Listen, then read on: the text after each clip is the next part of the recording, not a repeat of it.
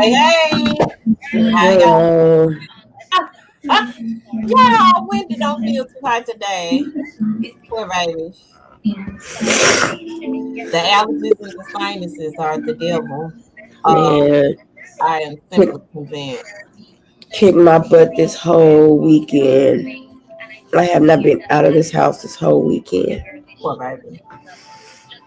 I've been trying to stay in the house. I started the keto diet. Every time you say keto diet, it makes me think about this person said, I tried a keto diet.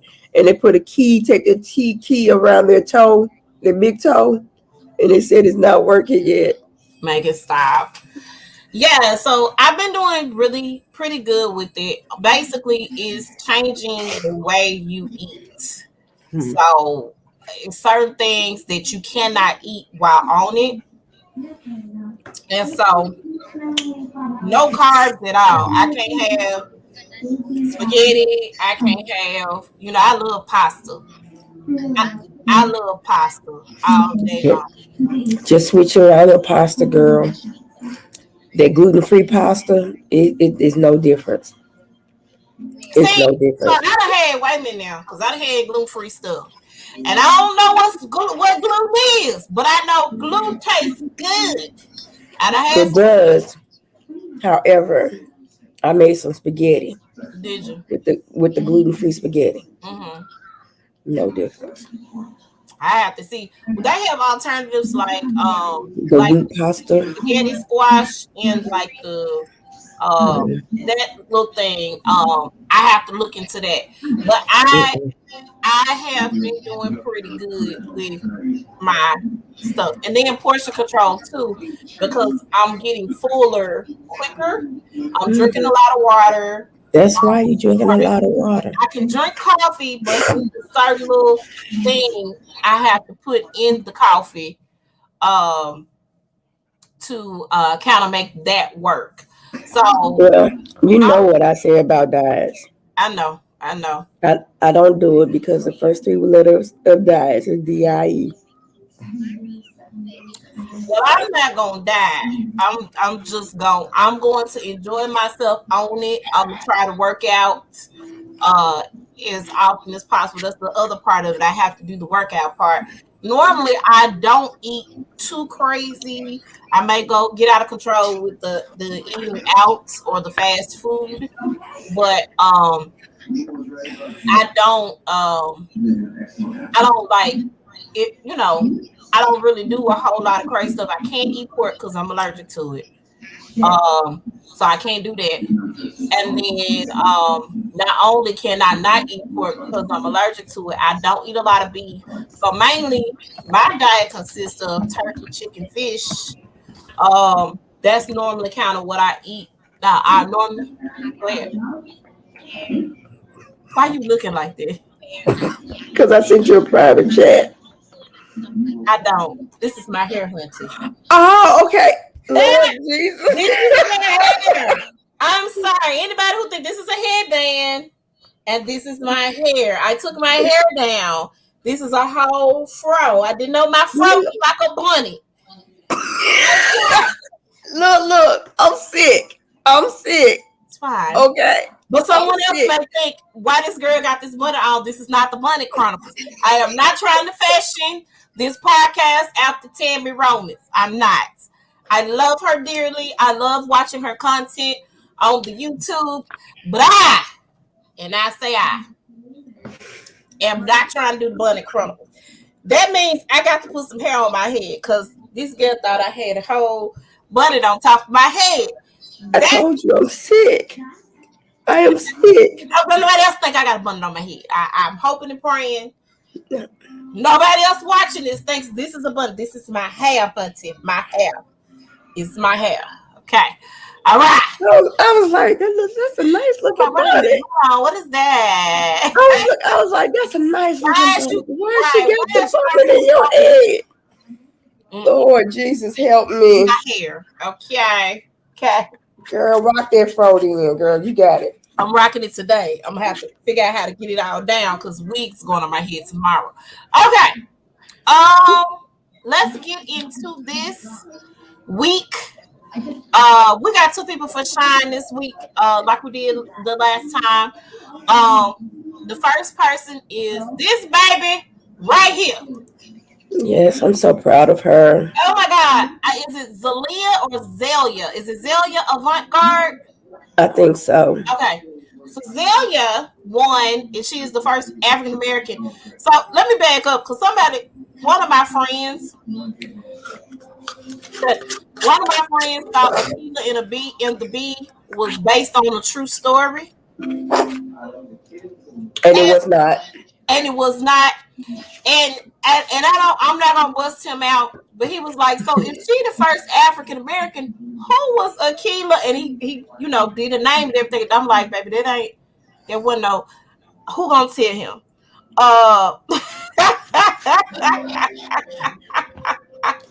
Fix it, Jesus, fix it. Who gonna tell him that Akila is a fictional character?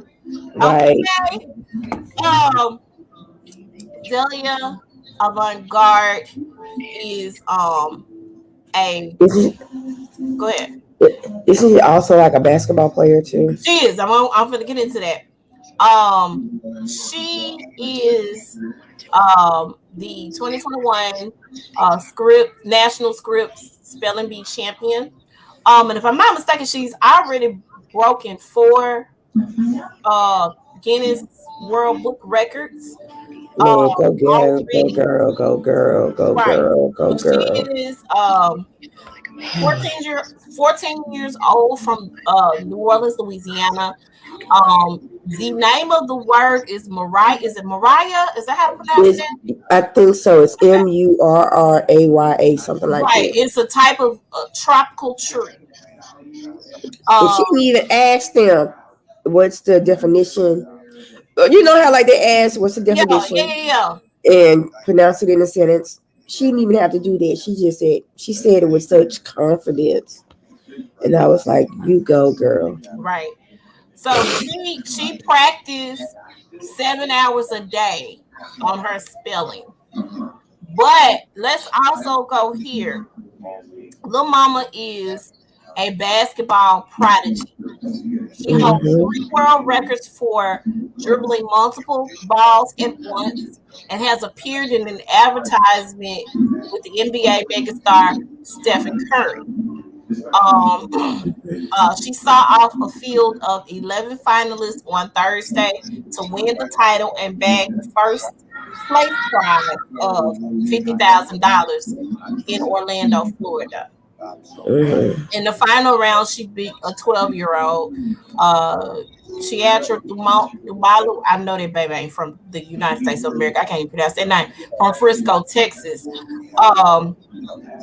This is the first time since 2008 that at least one champion or co-champion of the Scripps National Spelling Bee was not of South Asian descent. So she did her thing. I'm extremely proud of her. She is the first Black young lady or female to win, and I am excited.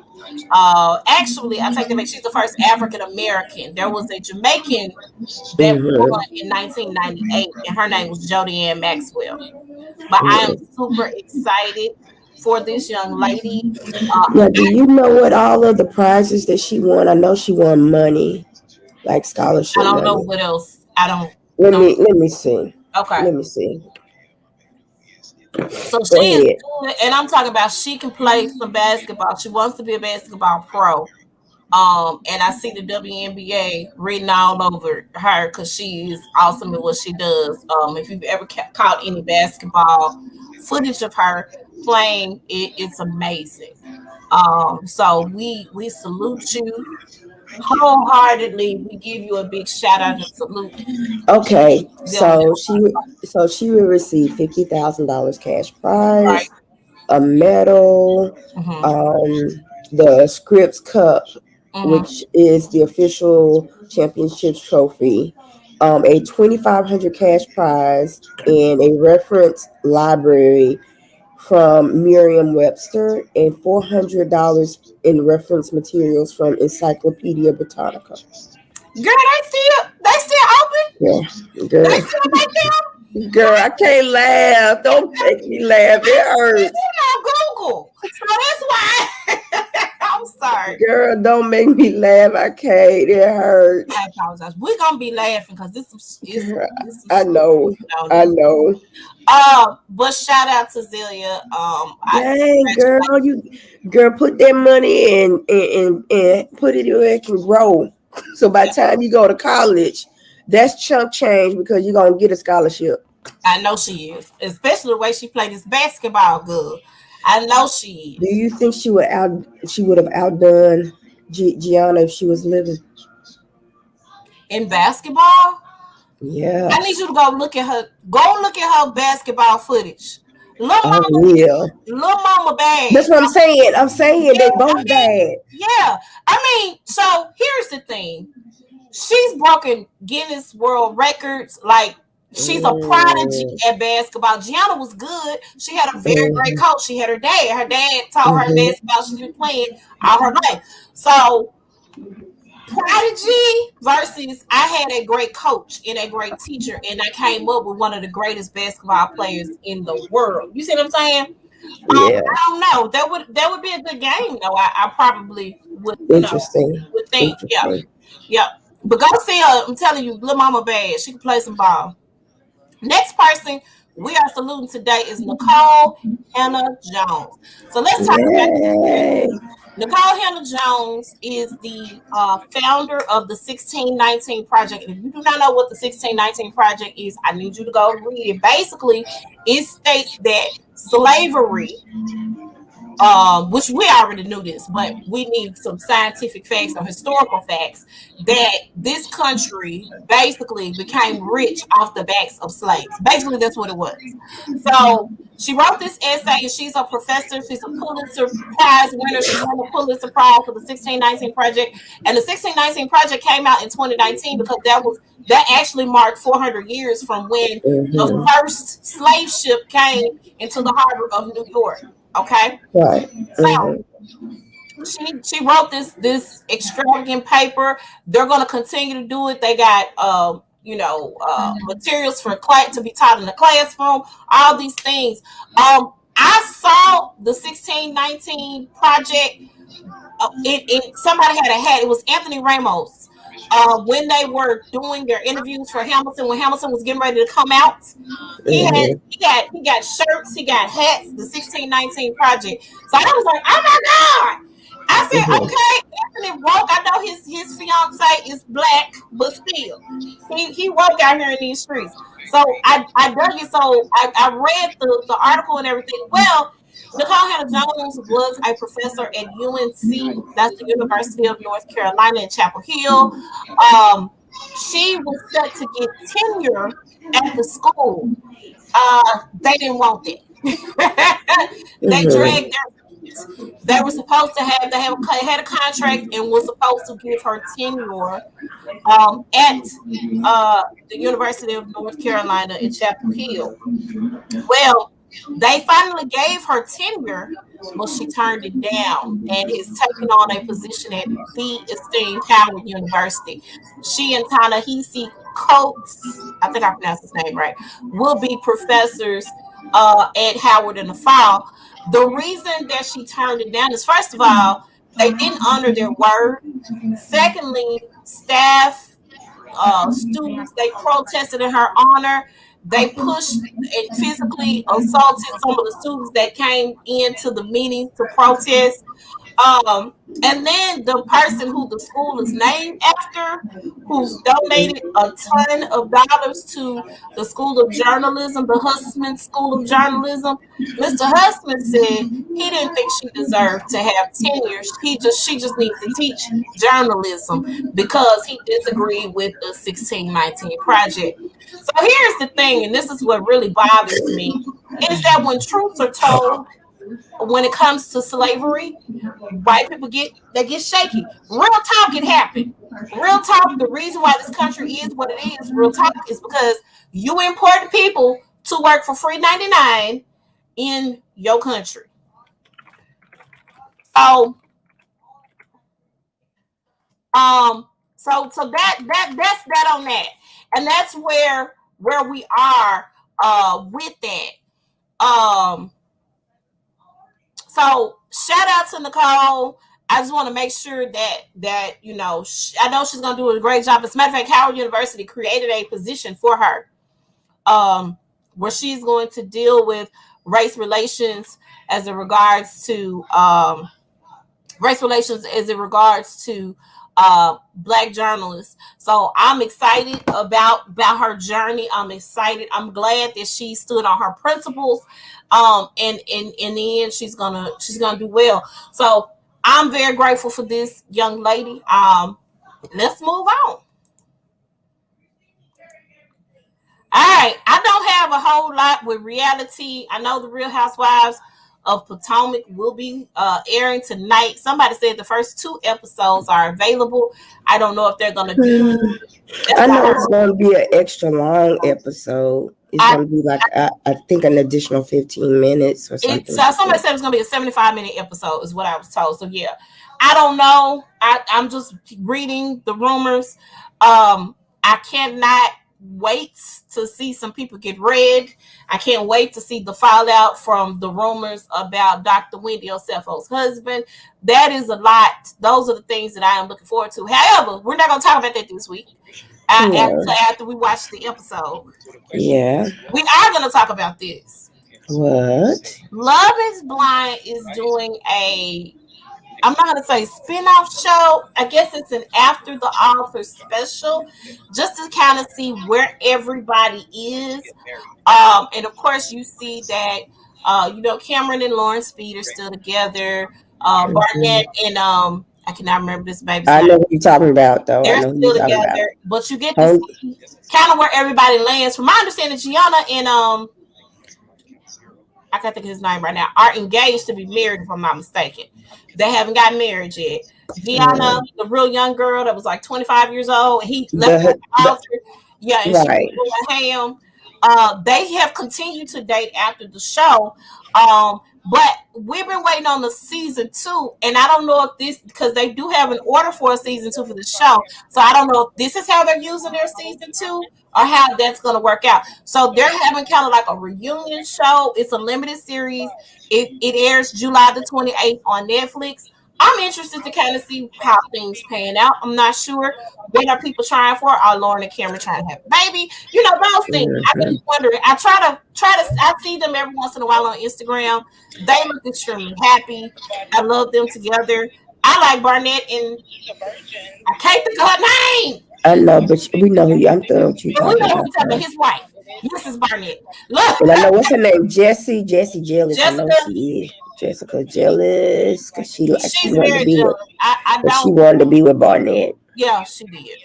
And then we do know that the guy that, what's his name, Mark, that Jessica stayed on the show with because she was trying to still get under Barnett and go make him make a different decision than what he made.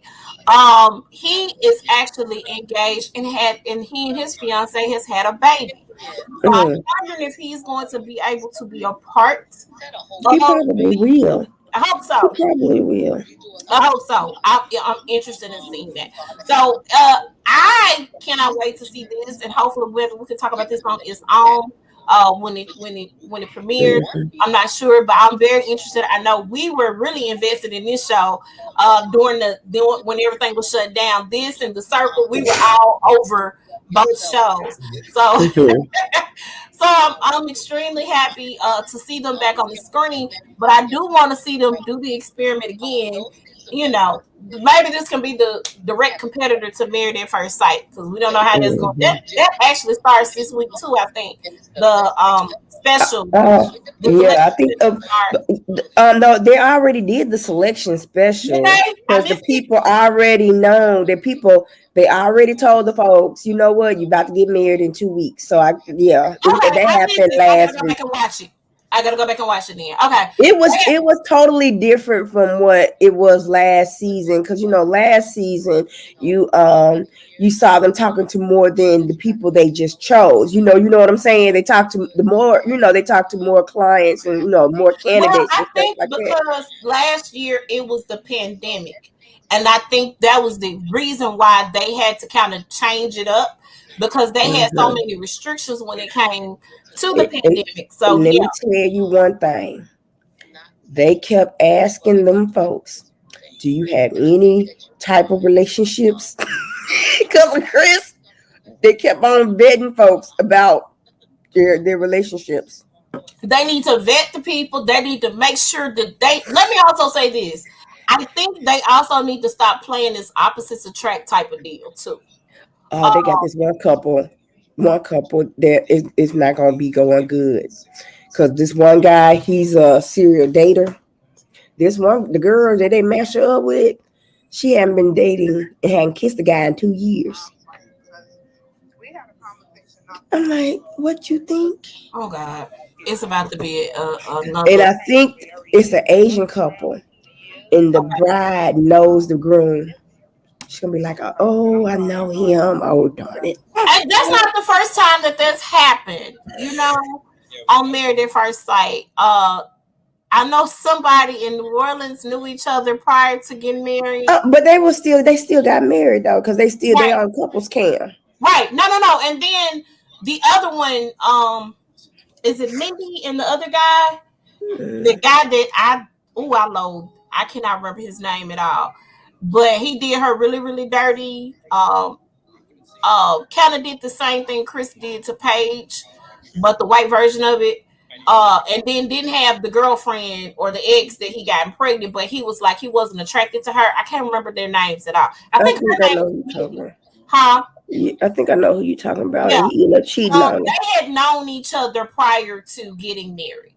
I think that one he was talking to her friend. That's what that was. He started talking to her friend, and she didn't like it. They met at a dating. They were at a speed dating event. I don't know. Yeah. At any rate, I hope it doesn't end badly for them. All right, let's move on. Moving right along. All right. Bill Cosby's out of prison. Okay. He shouldn't have been in there in the first place. Right. So let's talk about this. Let's examine. Let's discuss. Hey, Timberly's on here. Let's discuss this. Hey, so let me start off by saying that Bill Cosby was wrong for the things that he did in his past. You ain't nobody's push, man. Don't be giving nobody no drugs. Don't make them inebriated so they can be more relaxed to have sex like that. That's a bad look. Okay, let me say that. But again, it's not like they didn't know what they was going to do. Some of them, because I had to go back and read some stories. So here is my thing with the Bill Cosby situation. Number one, I can separate Heathcliff Huxtable from Bill Cosby. Of course. Everybody is not America's dad. These actors and actresses that we see on the screen, they're human. They have their own issues. They have their own thing. They're not perfect people. So I know how to separate the legacy of the Cosby Show from the man Bill Cosby. Okay, that's number one. Number two, there was some victims of sexual assault. That's a very close situation to my heart. I definitely don't ever want to make light of anybody's claims. There are people that come out and falsely accuse people. Brian Banks, for instance. If y'all don't know the story with Brian Banks and the young lady who falsely accused him of raping her at school and caused him to kind of lose a really big part of his life. Those things do happen. Those things happen. So I definitely don't want to ever say yay, nay, whatever. I'm not leaning any more to one side. Let's talk about the case at hand. First of all, Bill Cosby decided that he was going to give a deposition, and in the deposition, he was going to tell them what he did and what he agreed to that he did. Let me also say that the young lady, Andrea Constad, one already received a settlement. $3 or $4 million. Those things are sketchy to me. So she's a multimillionaire. Number two, when this deposition or what have you took place, there was an agreement between Bill Cosby and the DA at the time that if I give you this deposition, I'm not admitting to guilt. I'm just telling you what happened, and these are the facts. So he did admit to giving women quaaludes in the past. He also admitted to giving Andrea Constad considerable amount of Benadryl because she claimed she had a headache or something was going on. She wasn't feeling well, and she was also coming to his house. That was not the only time that she had visited him in his home. Let me put that out there right now. So here was the thing. This is what I thought. When you do a settlement with a particular victim, and I don't know what the laws are in Pennsylvania, but when you do a settlement like that, which there's a civil suit, which that she went after the money instead of going after those criminal charges, and she's had all this time up until now to do that. But she couldn't because the paperwork that was signed. So the new DA came in and said, "Hey, listen, nope, we finna go on. If we right here at the date of the statutes of limitations, we're about to go ahead and lock you on up, and you finna be in there for 10 years or until death because he owed us, I don't know what, and that's just that on that." He did spend 3 years in prison. And then, his lawyers worked fervently to get him out. They got him out. I know we had reported probably about a few months back where, they were telling him, "We'll let you out on probation if you just take this sexual offender class and register as a sexual offender." He was like, "No, I'm not going to do that." So that happened. The facts are he gave women drugs. He did not agree to the rape part of it. And in some instances, some of the women did not go back, to that situation. They figured out what happened, was like, "Nope, let me stay far away from you as possible." But there were some women who had ongoing relationships with Bill Cosby. I read all the accounts when the article came out in the Time magazine. I read the accounts. The other thing I have a real big problem with, and somebody gonna have to make me see clearly. In the late 60s, that's what y'all did. In the 70s, no, I ain't even talking about the drug part of it. I'm not even finna go there. Late 60s and the 70s, Bill Cosby was a comedian. Bill Cosby had been on the I Spy. I was on for 3 years, from 66 to 65 to 68. And then, not only that, he did the comedy thing or whatever, but he was Black Hollywood famous at that time. Yeah, Black Hollywood famous. He came up with the Fat Albert, and he was Black Hollywood famous. He did movies with Sidney Poitier and all those guys. They were all in cahoots with each other. He was Black Hollywood famous. Okay. Yeah. So we gonna go there. So in my mind, my thought process behind this, and I may lose some friends over this. Somebody might be mad about what I'm going to say. How is it that because all of these women were white, they came forward? I don't know. The only person that seems to be black was Beverly Johnson. No, Beverly Johnson's claim didn't mean nothing. I don't believe Beverly Johnson. The other person I don't believe is Janice Dickinson. Janice Dickinson actually came back and told the truth and said it never happened. She was doing that for her book. That's what Janice Dickinson said. She had inflamed her story for a book, for her memoir or whatever that was coming out at the time. So I don't believe Janice Dickinson either. I'm talking about the actual accusers that came forward, not people who were coming forward so they can be a part of the conversation. And I love Beverly Johnson. She's one of the most beautiful models that I've ever seen in the whole wide world. But those are my things. All of these women, with the exception of Andrea Constand, because like I said, she looks like she's mixed with something, are white. So in the late 60s and the 70s, you mean tell me not one of y'all could have used your white privilege to put this man in jail? That's my only question. Again, I'm not taking anything away from anybody. I just feel like when we talk about white privilege, that's a question. Again, Bill Cosby wrong. Wrong for what he did, wrong for how he handled himself. Period. You on mute. Mute. Girl. And then think about it, back then, in the 60s and 70s, if a white person said something what a black person did, they would have been dealt with. That's all I'm talking about lynching type of dealt with. I don't mean to laugh. Yeah, all you gotta do is say anybody could have lied and said that you're talking about, okay, so 65 he did that just 10 years earlier, Emmett Till was accused of whistling at a woman and killed this baby. Yeah. So that's just my question. I'm only asking a question. I'm not negating any of the facts. I gave the facts of the case. That's why he got out. Do I believe that Bill Cosby is going to be in a position to do this again? No, he's 83 years old. Now, let me say this, because there's rumors that he's supposed to be coming out with a comedy tour and all this other stuff. Bill, go home, sit your tail down.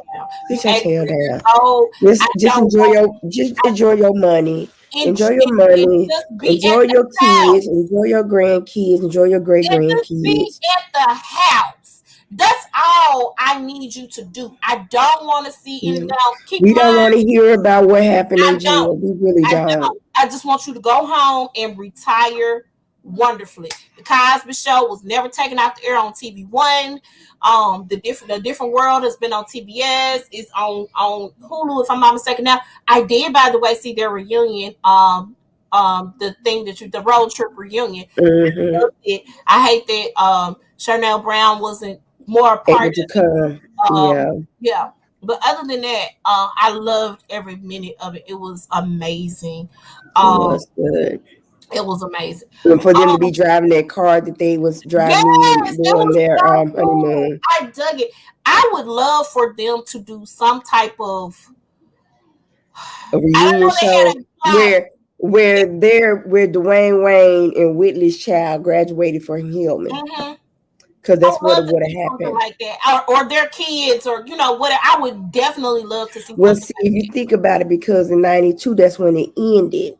Right. So it would have been past going to at the time when they had said that they were going to do it. And here's the thing, it probably would have been passed for that baby, but maybe that baby could be a professor at the school or something, and maybe they got a sibling, you know what I'm saying? Maybe about to go. Yeah. Okay. So it would be cool. I would love it. It was awesome. It was amazing. A Different World did put a stamp. That's one of the reasons why I went to a HBCU, was because of A Different World. That was the reason why I applied to majority HBCUs too.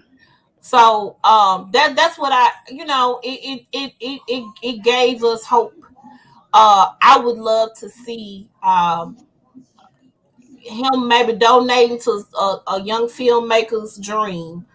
That I just donate your money. Now, let me also say this. I didn't make a slide for Felicia Rashad. I can understand where people. Did you see the post? Did you see her post though? I did. Her original post before it was taken down. Yeah, I saw it.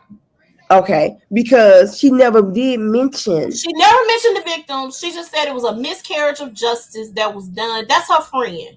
She doesn't know this bill that these women know. Okay, she doesn't know this Bill Cosby. She only knows the Bill Cosby that she's worked with for many, many years, and that whenever she's asked him to pull out money out of his pockets to, impart any type of wisdom into young actors and actresses coming up, money to these universities and schools, whatever charity programs and stuff they work on. That's the person that she knows. Okay. Mm-hmm. She never said anything about the victim. She was just saying it was because he was not supposed to go to jail. Right. Based on the facts of the case. Everybody said he got out on a technicality. He was never supposed to be arrested. Right. You have a civil case and the parties settle civilly. 9 times out of 10, there's something in the and I think it was something in that case where she could not come back and do the criminal charges. Mm-hmm. You know what I'm saying? So she decided to take the money instead of pursuing the criminal charges. So that didn't happen. So this is where I am. So the other DA screwed up. And if y'all want to be mad at somebody, be mad at the DA. There's something else that probably could have been done. Maybe everything was outside of the realm that could have did some more investigation, found more victims. I'm not sure. But Howard University kind of, they're not going to fire Felicia Rashad from her position as the dean. I do not think that Felicia Rashad is insensitive to rape victims and sexual assault. I don't think that by that comes. And I'm telling you, if you was to hear that room in Clubhouse, and you had lawyers on there explaining to some of those people who was like, she needs to be fired, blah, blah, blah.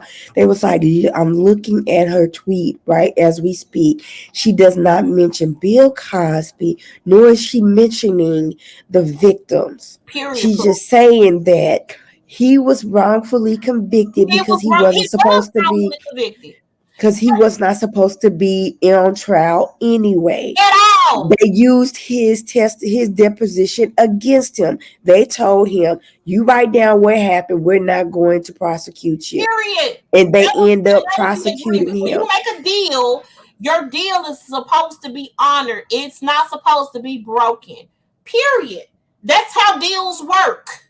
You don't then go back and take the deal away. That's not how that goes. So... Excuse me. Again, Bill Cosby, wrong. Yeah. Now, let me also say this, because a lot of people, this is giving Harvey Weinstein hope, and this is giving R. Kelly hope. First of all, R. Kelly's going to trial. Yeah, he's going to trial in 2 states, in New York and in Illinois. Okay? He did. One, I don't think Kelly's getting away this time. He got away the first time. I don't think he's getting away this time. Number 2, Harvey Weinstein. I also don't think he's getting away. But let's also go here. Harvey Weinstein ain't in jail. He at the house on house. He's on house arrest. He's not in jail. He is on house arrest. Not in jail. He never went to jail. He didn't go to jail. He went to jail. Oh, yeah, he went to jail. He just got out and just been on house arrest. Yeah. Now they locked him up because he had a heart attack and some more stuff going on in prison. I remember those stories. I didn't care. Yeah. You know, you could have did like the other dude did, Jeffrey Epstein, and hung yourself, and I was not scared. I don't think he hung himself. I think he got killed. I think somebody killed Jeffrey Epstein too, because Jeff was finna name names. Listen, if I hold on. Y'all finna go down. And there's a conspiracy about, and you know, God, I'm praying for the victims in Miami and everything at that condo result. But they are saying it's a conspiracy saying that the McAfee guy, the one that did the security, he had stuff on government. And the day that he died, the day after he died, that's when that building blew up. Well, let's also talk about that real quick, and then we're gonna get out of it. And I didn't do a slide for that either. The Miami building collapsing, they've known for years that building has needed to be fixed. Yeah. They didn't want to fix the building. They didn't want to fix it. I presume that there's going to be 1,000,001 lawsuits. Yeah. One of the first responders found his child in the rubble. Okay. Oh, school, the city, the state, whoever. Everybody's heads needs to roll for that, because y'all, just like with the bridge, y'all fired the guy who, quote unquote, I believe that man told them folk there was something wrong with the bridge. I just think they didn't deal with the bridge here.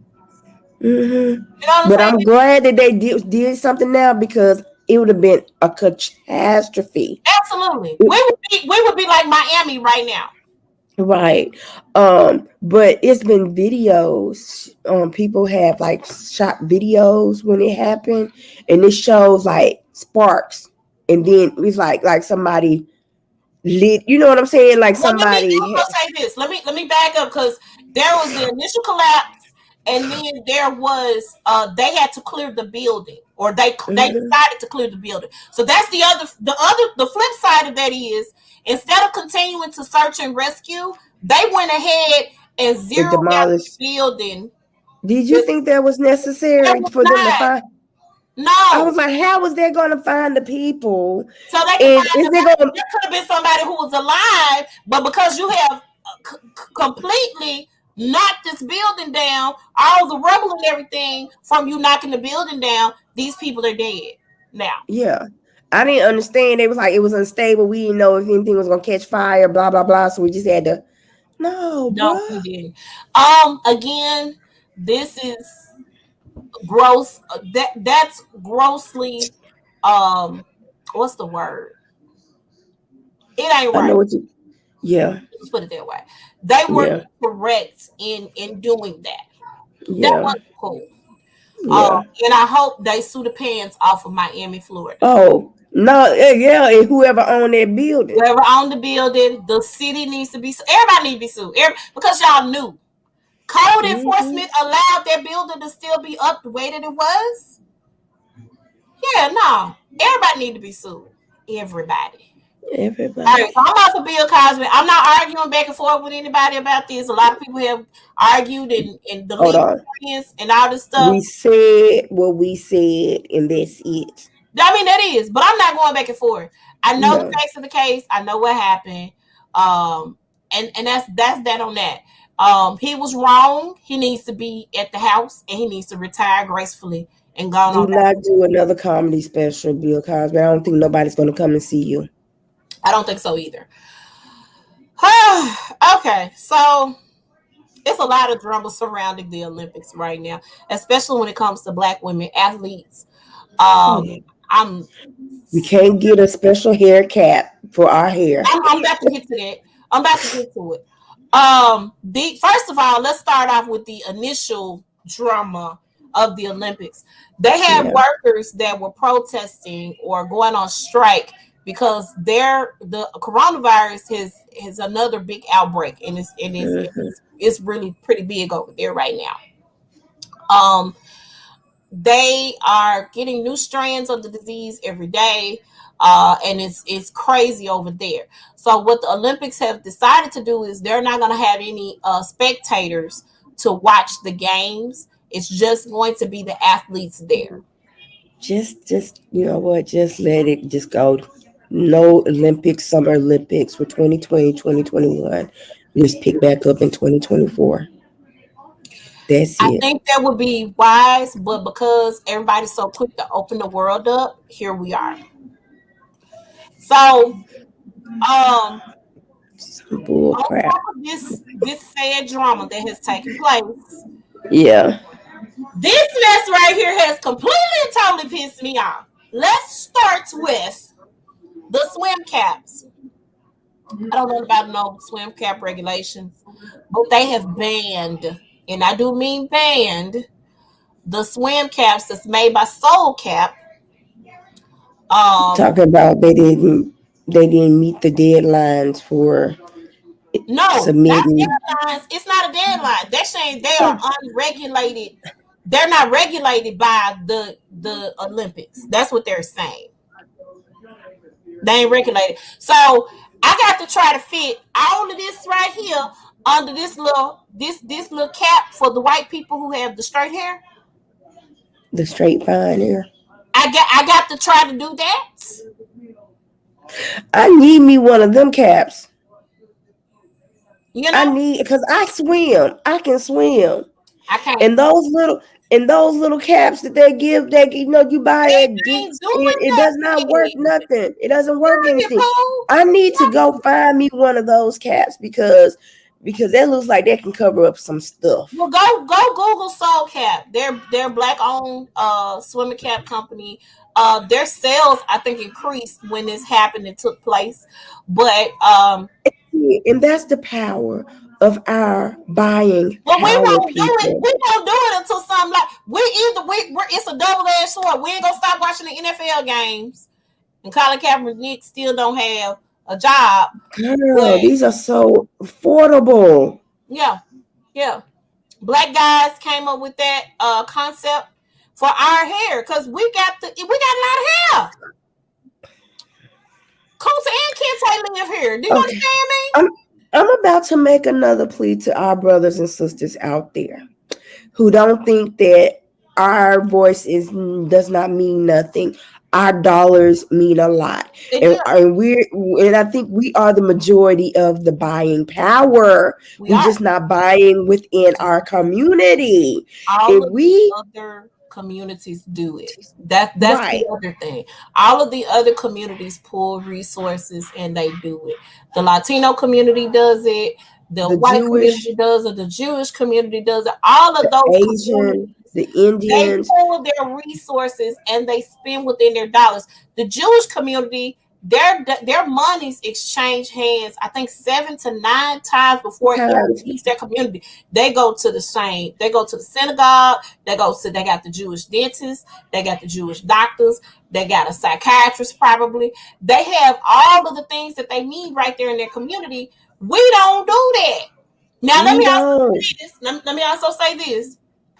Because some of us, my price is my price. And I feel that wholeheartedly.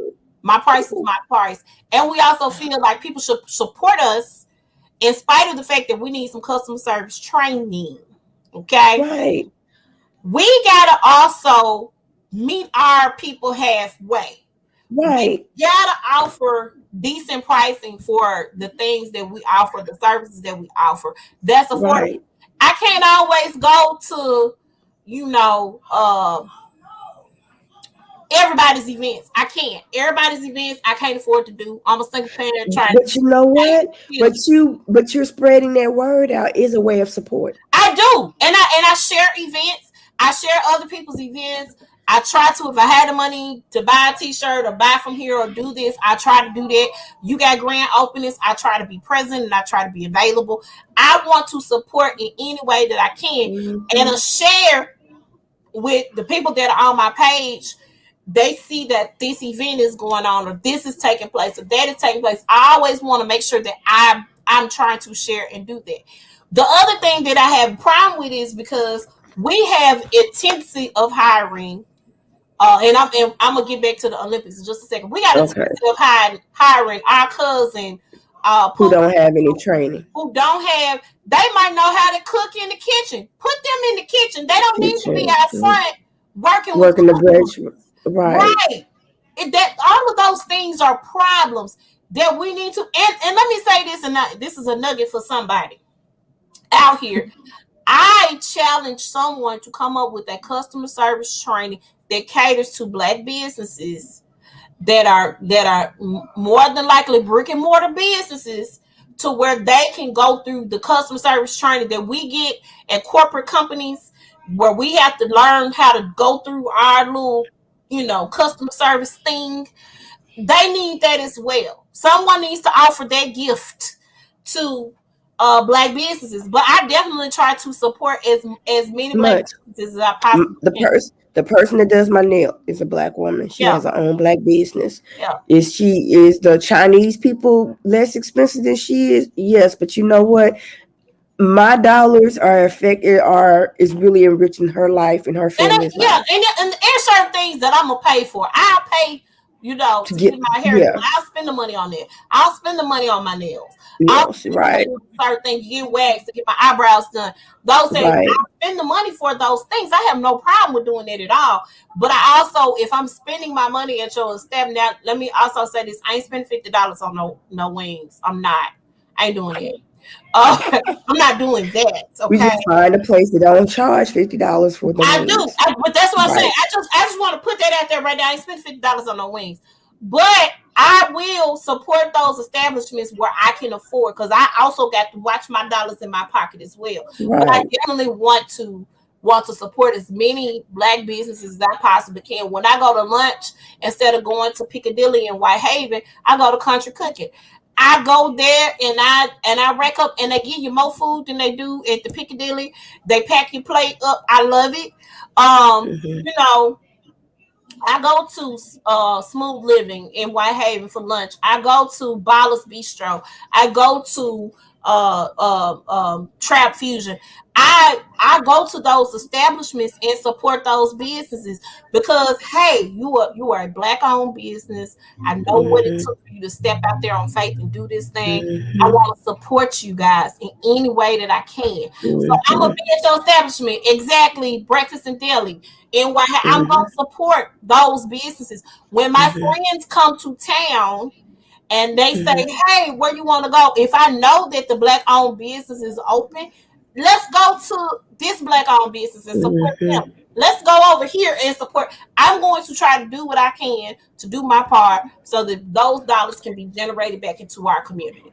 And do you like when they have stuff like Black Restaurant Week, where you can try different restaurants? Yeah. If there's something you don't like, I'm sure they got a suggestion box. They do. They have a suggestion box. They have things, and we got to stop cutting up and acting the fool because the customer ain't always right. That's the other thing. That's the flip side of it. Because again, Pookie and Ray Ray could be providing excellent customer service, and then but let me get back to this. The Olympics is hating post here. So then we have the sprinters, the African sprinters, in the down here. Maboma, Mussolini, and then this right here. I can't pronounce their names. They're African. They're from Zambia. So you got a distance runner, and then you got two sprinters. They were told that they could not compete in the Olympics because their natural testosterone levels were too high to compete. They said that there is a medicine that they can take to kind of down their testosterone levels back. Now this is. So they're basically calling them men and women. No. They're just saying that they have an advantage. Their body naturally produces this. They're not calling them men. They have everybody. Let me say this. If you in biology class, we all have that estrogen and testosterone. All it's just that women have more estrogen supposedly than men do, and vice versa. They have more testosterone than we do. So these women were like, first of all, they let them compete at the world championships and for the trials before putting these things out here. It's crazy how right here at the last minute they didn't know they were testing for this. So then they trying to find reasons. This is what tripped me out. They're finding reasons because number one, sometimes we're just, when it comes to athletics, we're better. Good. We're better. We are better. And they're trying not to let us compete, like with Simone Biles. Okay, you're doing too much. That other folks I ain't even got there yet.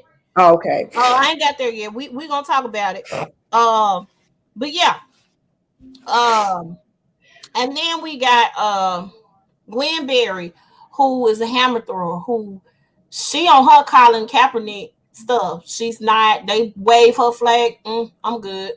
I'm not finna do this. I'll kneel. There now, you know how Jesse Owens did the fist when he won. They're telling them if they do any type of protest at all as it relates to Black Lives Matter, Me Too, any of that, they can pay a fine or they can be disqualified.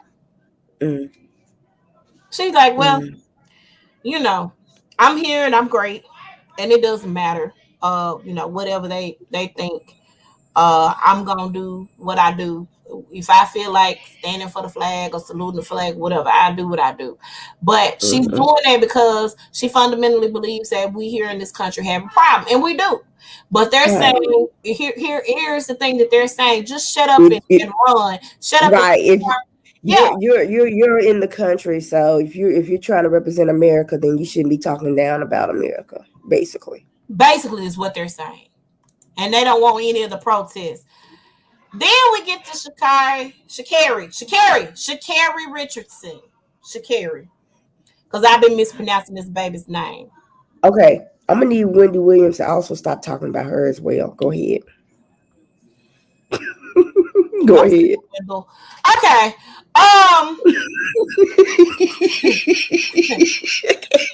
So let's talk about Shakira. You know what? I might not have made a slide for Simone. I did not. Okay, hold on. Let me go back up. We're gonna talk about Simone real quick. So Simone Biles, let's talk about that real quick. During the World Championships, Simone had done some type of triple flip, had never been done before, set a world record, the whole shebang, and they docked her points because they said, guess what? You're doing too much. Can't nobody do this. This is unfair. Oh, so because I'm the greatest, I can't be great? Is that what you're saying? You never know. You might get these people interested in learning how to do that. And so I was extremely pissed off about how they did her with that. She still got the top billing. She still wanted to go in the world. She's going to the Olympics, the whole nine.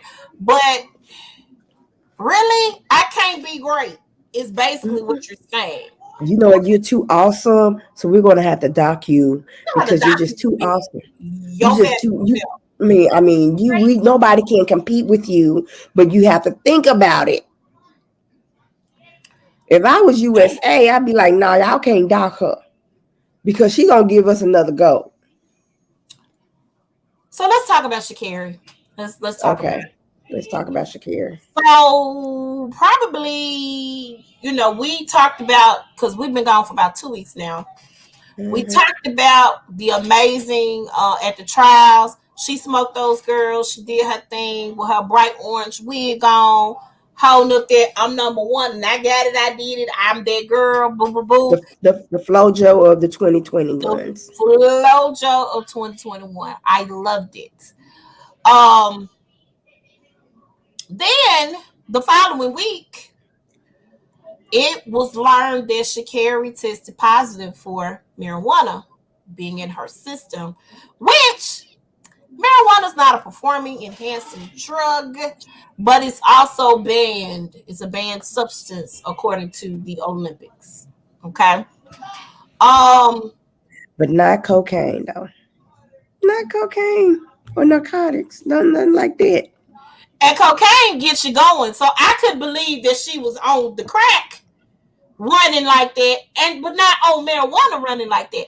So because marijuana slows you down. It's true. Marijuana, it is not an enhancing drug, number one. Number two, she was smoking it where it was legal. It was legal in Oregon. It was legal. In Oregon. And I'm just still tripping because it's not a enhancing drug. It's not. So let's talk about how we got there. Let's talk about this.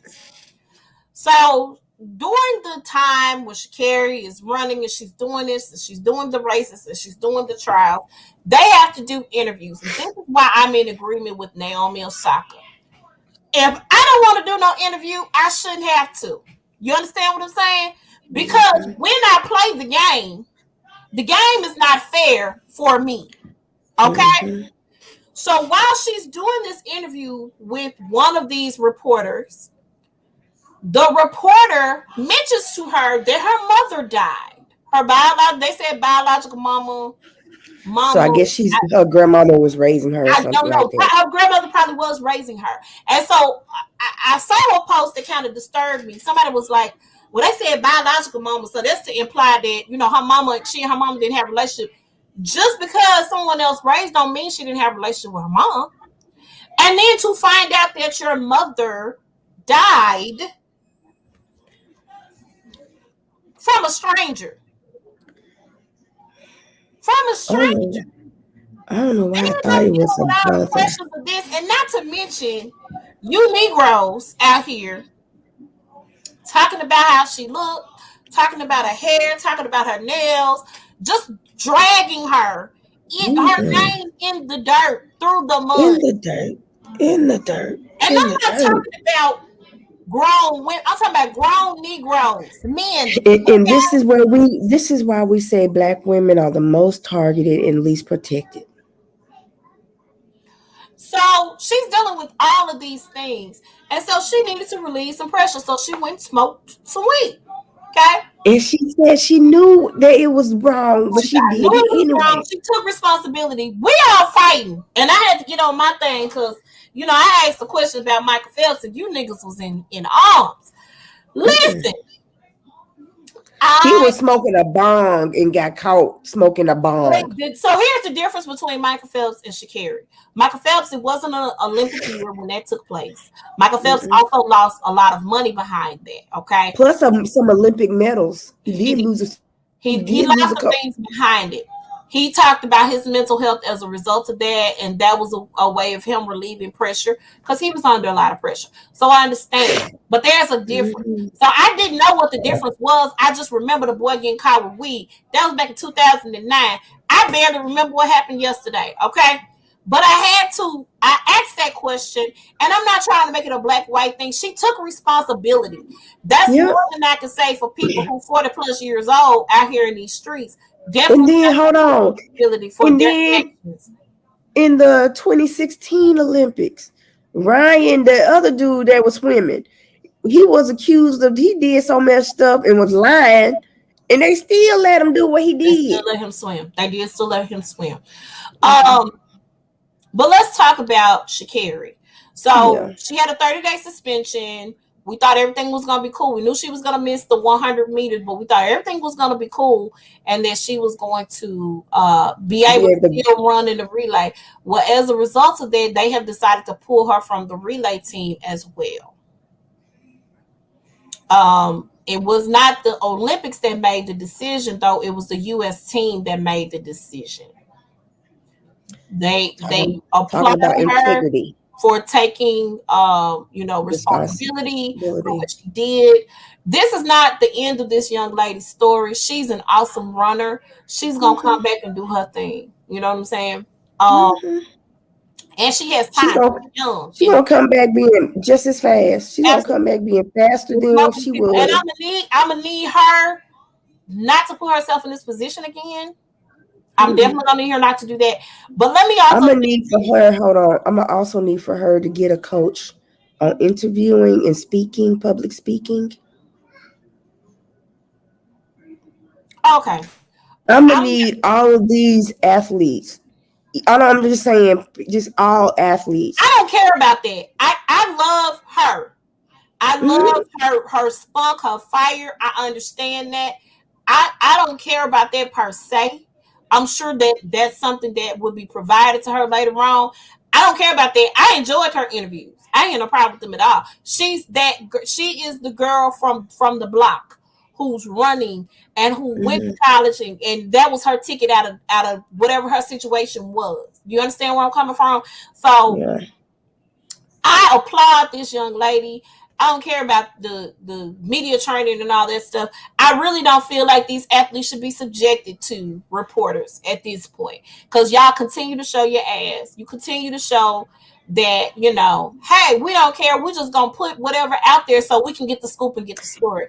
And that's why I say that they need some training. They need some hardcore trainers to tell them this is what's going to come after you. They're going to make up stuff and we're going to see how you're going to react. That's why I said they need some media training so they know how to come back without being in their feelings or all upset and stuff. But here's the thing. If somebody told me my mama died and I didn't know my mama died, I don't Right. That isn't excluded. I understand that. Yeah. I understand that part. Yeah, I understand that part. Even when Naomi, those tennis reporters talk cash money, and half of them Negroes cannot get out there and do what those girls do on the tennis court. Of course they can't. So I don't care of how much media training you have, you still cannot be prepared for people just being rude. I need you to ask me factual questions, yay or nay. I could give you about the game. Don't come for me. Don't come for my family. Don't do A, B, C, D, E, F, and G, and we'll be all right. We'll be okay. Maybe it's because it's the background that I'm in. That's my degree and everything. I get you. I understand. Yeah.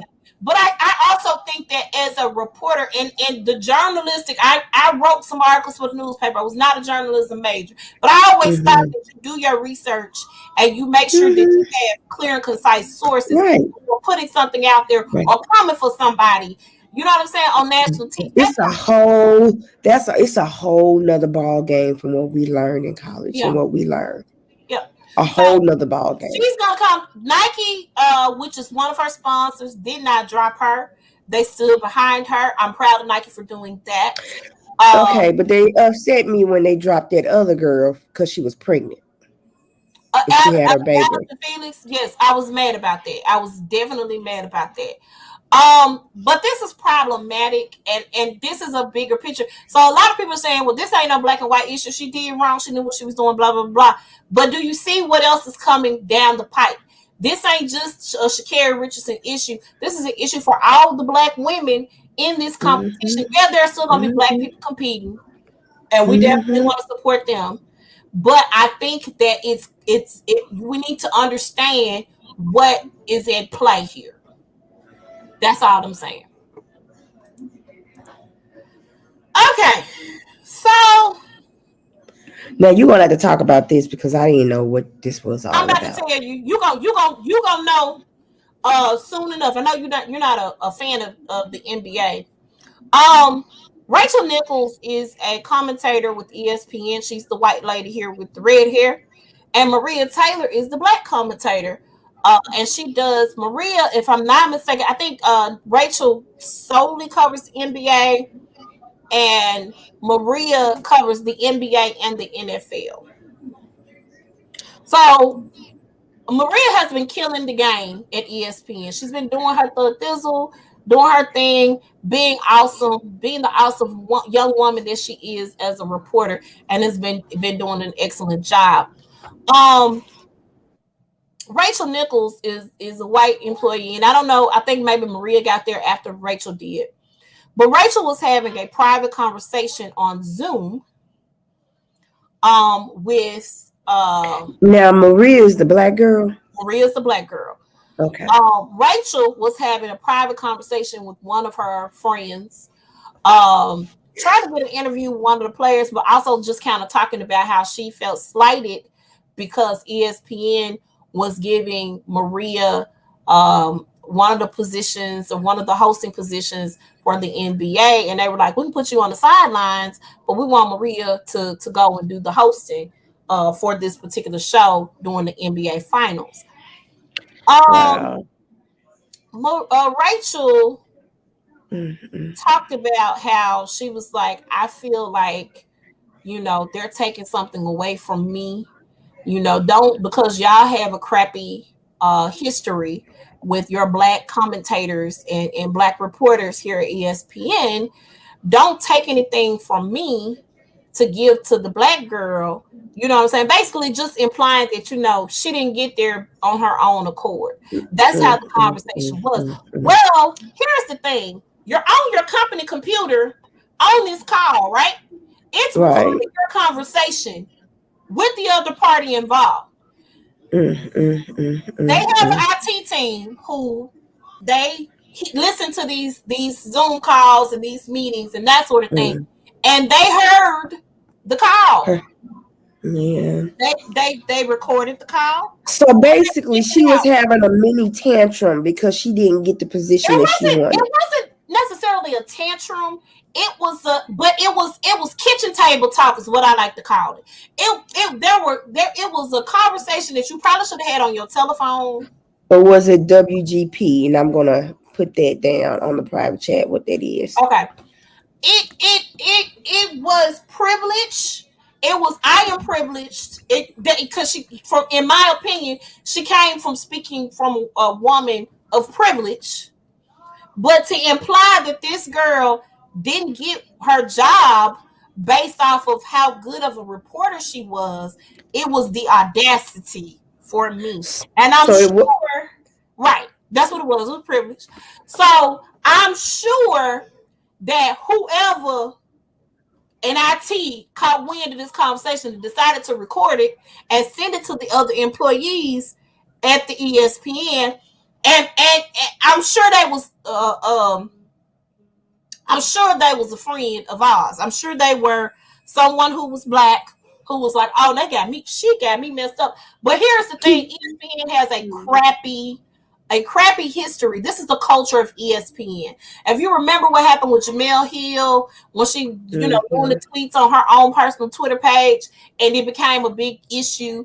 They have not had a great history of dealing with their Black employees or dealing with the Black reporters or commentators on ESPN in the right way. So this is the culture. And basically what this conversation did was confirm the culture. Now keep in mind, this conversation took place in 2020 around the finals time. Since this has taken place, this story just leaked though, probably about a week or so ago. Rachel has been taken off of the NBA finals altogether. Because that's what your big mouth gets you. And Maria, of course, is going to get the things taken away, the things that you want for yourself, those things are going to be taken away from you. Now, I don't know if they're going to do any further disciplinary actions for Rachel Nichols. But again, this basically just confirmed the culture at ESPN that we already knew that existed. So, it took them a year to discipline her, though. It's ridiculous. And I think the only reason why they disciplined her was because this information leaked. Tabitha. Let me tell y'all something. Tabitha Brown is winning out here in these streets. And we're going to talk about Tabitha a little later on, too. I know what you're talking about. Tabitha is winning out here in these streets. Let me tell y'all something. So I'm mad because I missed it. I was shy. I missed it. I didn't know when the release date was, and all of a sudden I see it was sold out. So I was like, okay, Tabitha, either are they going on the grocery store shelves, or do I just need to go to a website? How do I need to do this? This girl's Sunshine seasoning has sold out. It's an all-purpose seasoning. It's made of garlic, ginger, pineapple, and mango. I need for them to do another batch.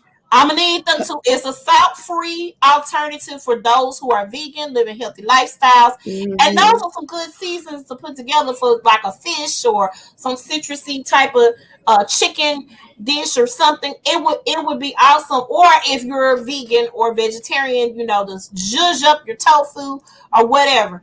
Shout out to her again. She's in her winning season. She's killing it over at the Shy. She's doing an excellent job on this show. She on the Shy? She's on the Shy, yeah. She has a recurring role on there right now for this season. Okay. Killing it over there at the Shy, doing her thing. Let me tell you what I love about her. She said for many, many years in the industry, she's dialed herself back to fit into what Hollywood standards were. And she said she got jobs, she straightened her hair, she changed her accent, she did what she needed to do to get the job, but she wasn't as successful as she is now. Amazing. And like I said, we're going to talk a little bit about Tabitha a little later on because Wendell. But shout out to Tabitha Brown. She's shining. I'm excited about this growth. And I need somebody to let me know when the Sunshine seasoning becomes available again, because again, I'm on this keto diet trying to lose some weight. Updated story: Cameron Kinley, who was a naval student that the Naval Academy said, "Nah, you can't play in the NFL." The Pentagon is going to allow Cameron to play. Okay. So Cameron Kinley will be a Tampa Bay Buccaneer. He will be able to report to camp next week. I think it's this week. It might be this week. He'll be able to report to camp this week. Cameron Kinley is from Memphis, Tennessee.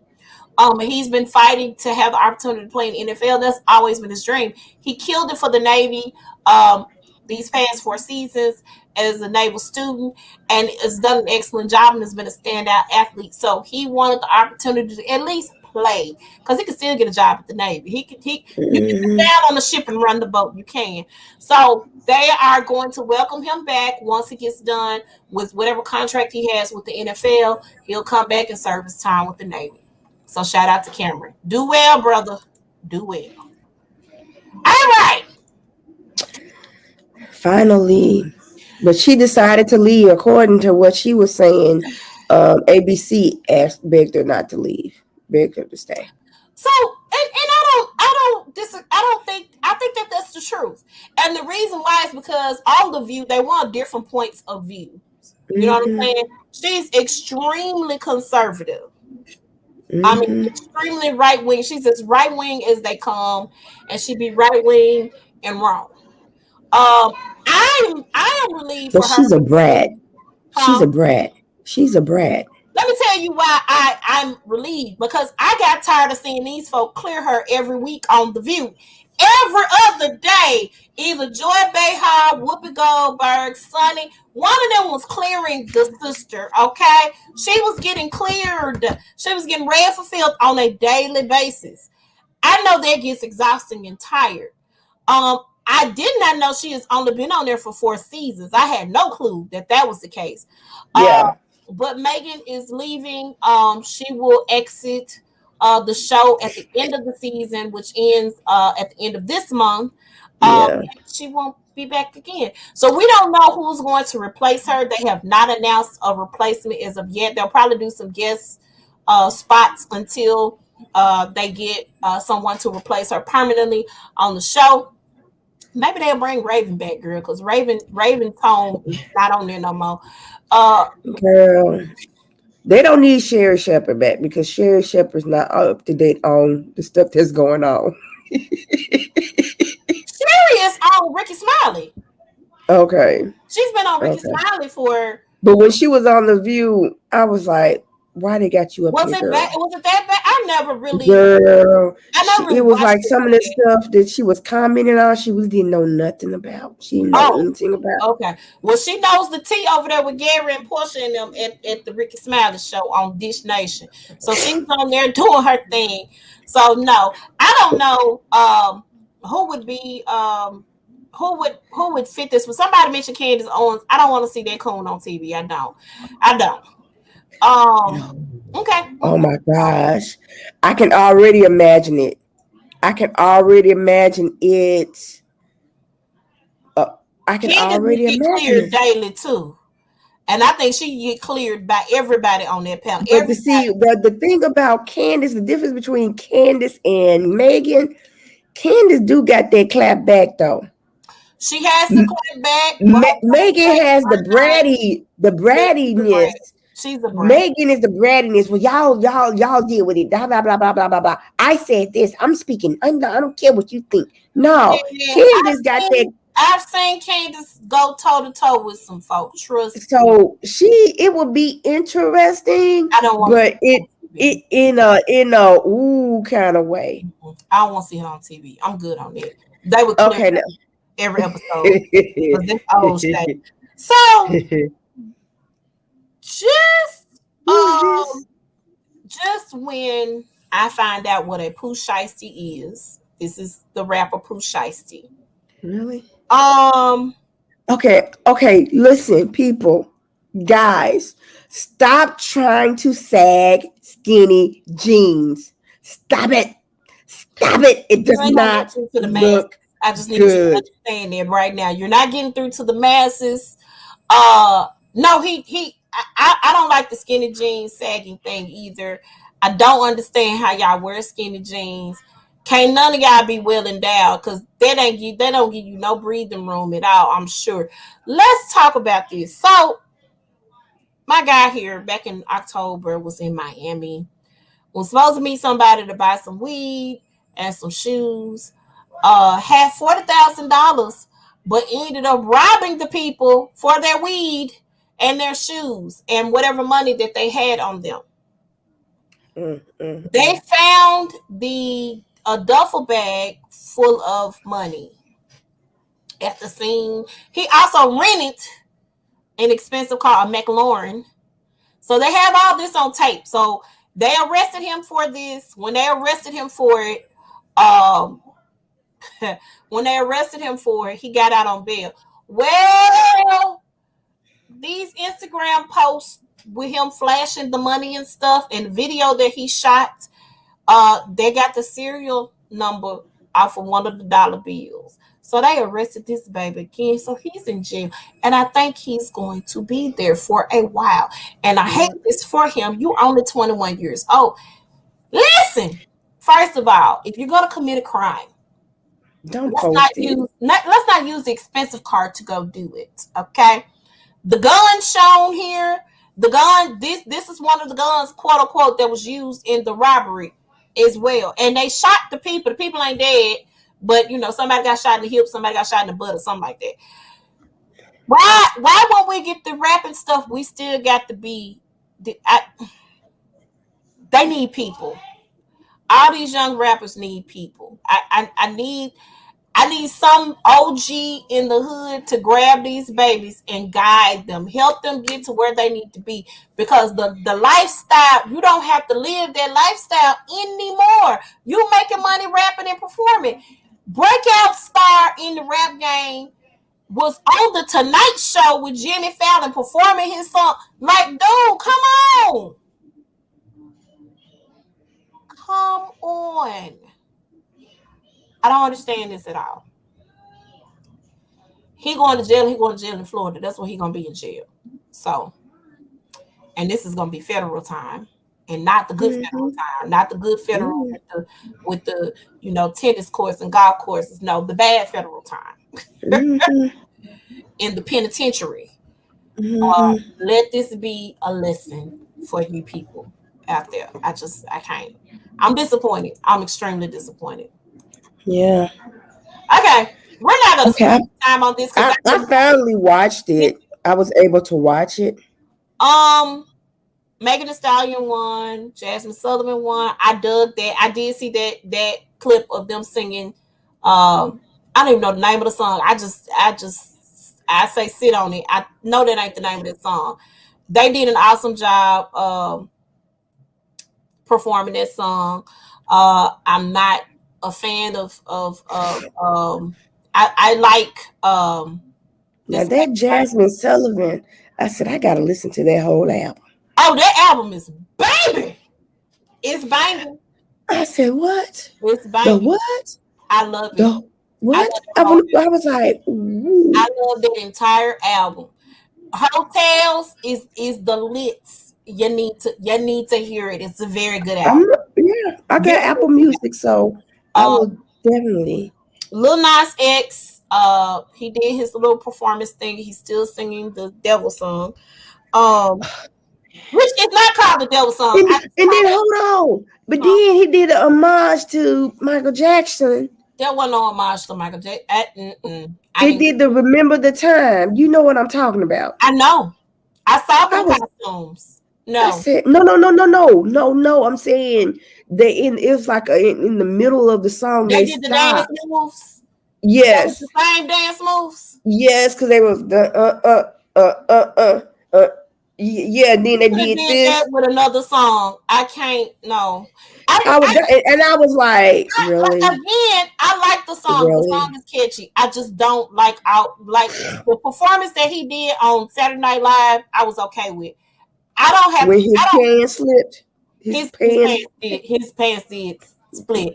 But I can't. I'm not giving him the satisfaction of even watching the video.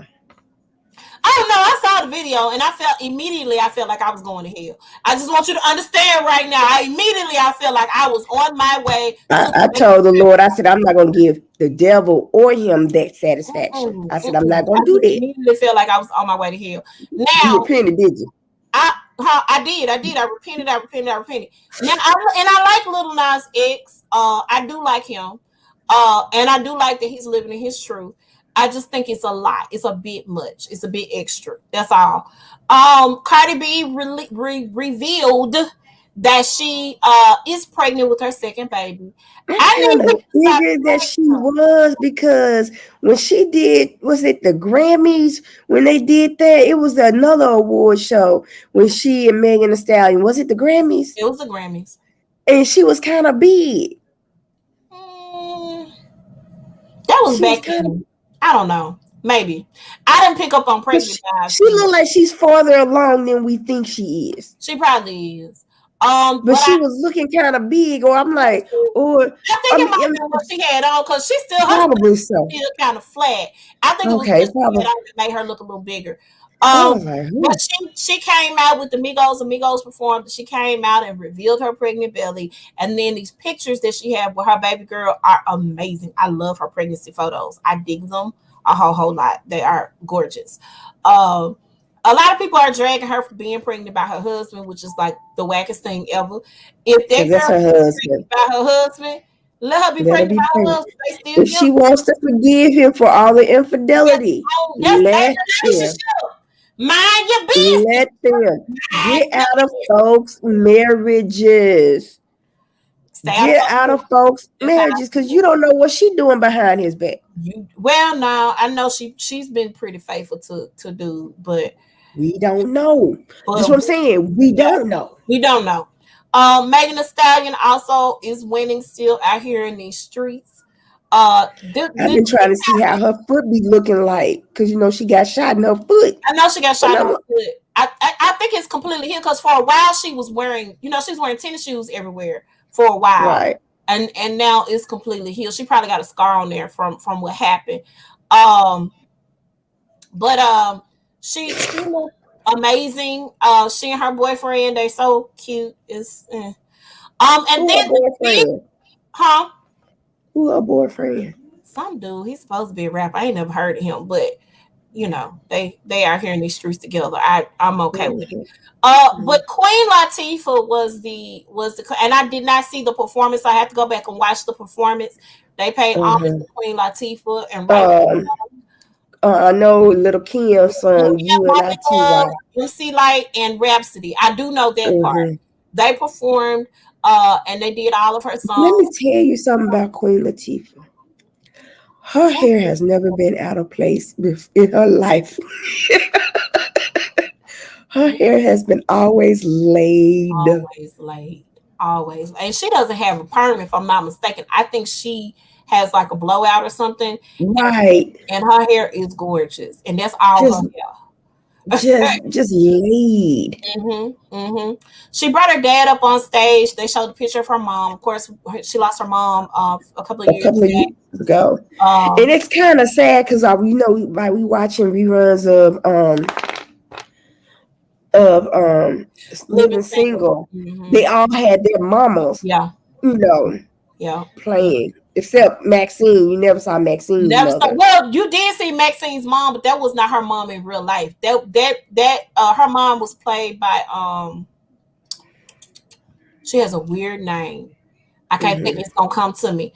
But yeah, and that Regine and Khadijah's characters actually had their actual moms there. That was awesome. We know Chip from being the abusive mama to Janet Jackson on Good Times, and then we do know that Queen Latifah brought her mom onto the show. That was her heart. That was her baby. That was her mama. So and of course she wears the key around her neck. Right. And that's because her brother passed from a motorcycle accident, so she has his motorcycle around her neck. But the most she took that about the night, huh? I'm like, yeah, go ahead. I'm sorry. The interesting thing about the night for Queen Latifah is I think she kind of came out. She mentioned Ebony, the lady who's rumored to be her boo thing, as well as their child. So I think she kind of came out on TV. And of course, at the time when people were speculating about Queen Latifah and what she did and how she did her thing and how she moved, it off. And of course, set it off. Yeah, and set it off. I'm like, yeah, they confirmed it right there. Yeah. So I think that I'm always for people living in their truth and living their truth. And so I'm pretty excited about her being able to live in her truth and do her thing. And again, rightfully so, she does deserve all of her flowers while she is still here. So that was it. That's all I have about BET Awards. I think Kirk Franklin and Lil Baby performed to open the show their song from Space Jam that's getting ready to come out. I'm not watching it. I'm sorry. I can't. The first Space Jam was hard enough. Okay. I like cartoons, so I'm probably going to watch it. I mean, but some athletes just needs to be athletes. They can't be actors too. Okay, here we go now. Come on, let's get on Now, to it. first, before we do this, let me try to see if I can share this. Hold on. Let me see if it's gonna let me What you trying to share. share? I'm finna share this. Ooh, I ain't mean do that. That's okay. Okay, here we go.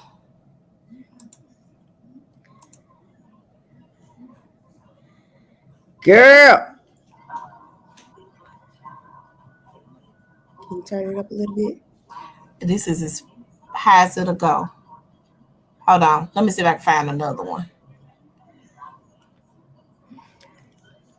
Basically, she was telling Wendy, you need to mind your business. No, I'm sorry. this one. Hold on.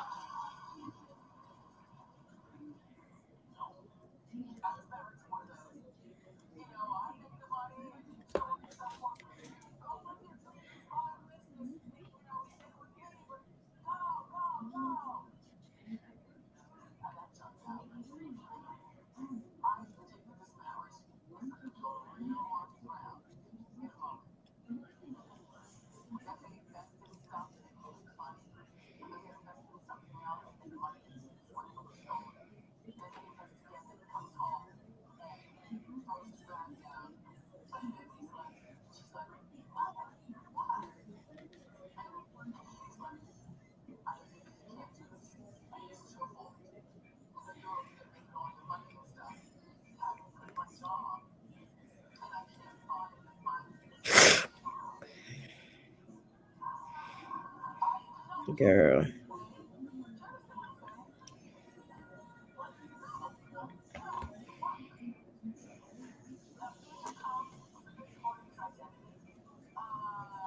Okay. I'm getting mad all over again. I'm getting Don't get mad all me. over again.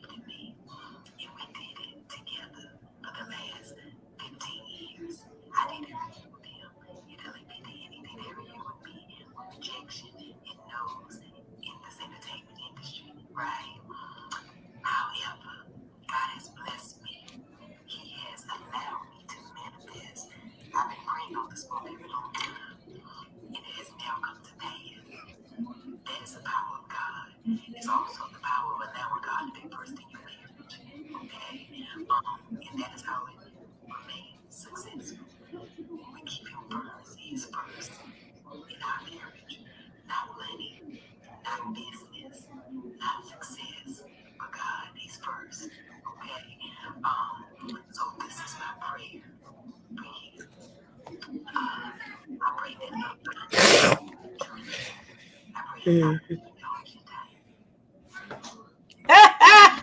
Girl, that was one of the classiest Read. snapbacks. Do you understand Read. me? And my sister was like, no, that wasn't a read. Oh, baby, yes, it It was. was. That was a nice, nasty read. Okay. That only a church lady can give you. So Wendy Williams said no because I feel like Wendy was projecting. what her happened marriage. in her situation. But my thing is Oh, this. Tabitha's Hold on. situation. So did Kevin have businesses, or he was just her manager? So let's talk about that real quick. Let me bring this mic over here. Kevin was a party promoter, and I really feel like Kevin was not. I feel like Kevin was more than a party promoter. I think Kevin might have slang a little dope. I think Kevin probably passed out flyers and put them on folks' cars. That's what Kevin's reach was. Okay, that's what I feel like happened. I don't know what he did to get his money. He did become her manager, which I don't always agree with the husband being the manager. This ain't the first time I've seen what this looks like. Kiki Wyatt is another person whose husbands have managed her career. And we see, right now she's good and divorced. The one. Ain't she on like marriage number 4 or 5? It's 3. Marriage number 3. Okay. She just her 3rd marriage. I don't think this husband is managing her career. I hope not. But that's what I'm talking about. Having that mixed with it, unless your husband is a manager, if he ain't got no management in his background, he don't need to manage your career at all. He don't need to be involved in anything you have going on, period.com. You pull Kevin in because Kevin showed you love. Her situation, the Tabitha situation, are 2 totally different things. Wendy had a whole bunch of traumatic situations that went down in her life before she even got with Kevin. And here is my thing.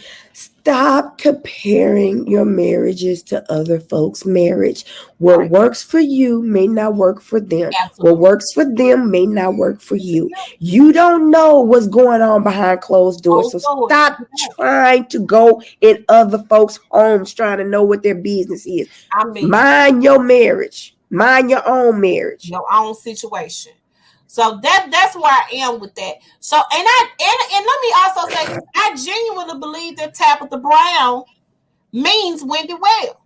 I genuinely, but see, before that took place, before Wendy made the comment that she made, she started off by saying she don't know them. And she don't. She don't know Tabitha Brown and Chance Brown. She hasn't followed their story. She hasn't followed their lives. She hadn't followed what they got going on. She doesn't know.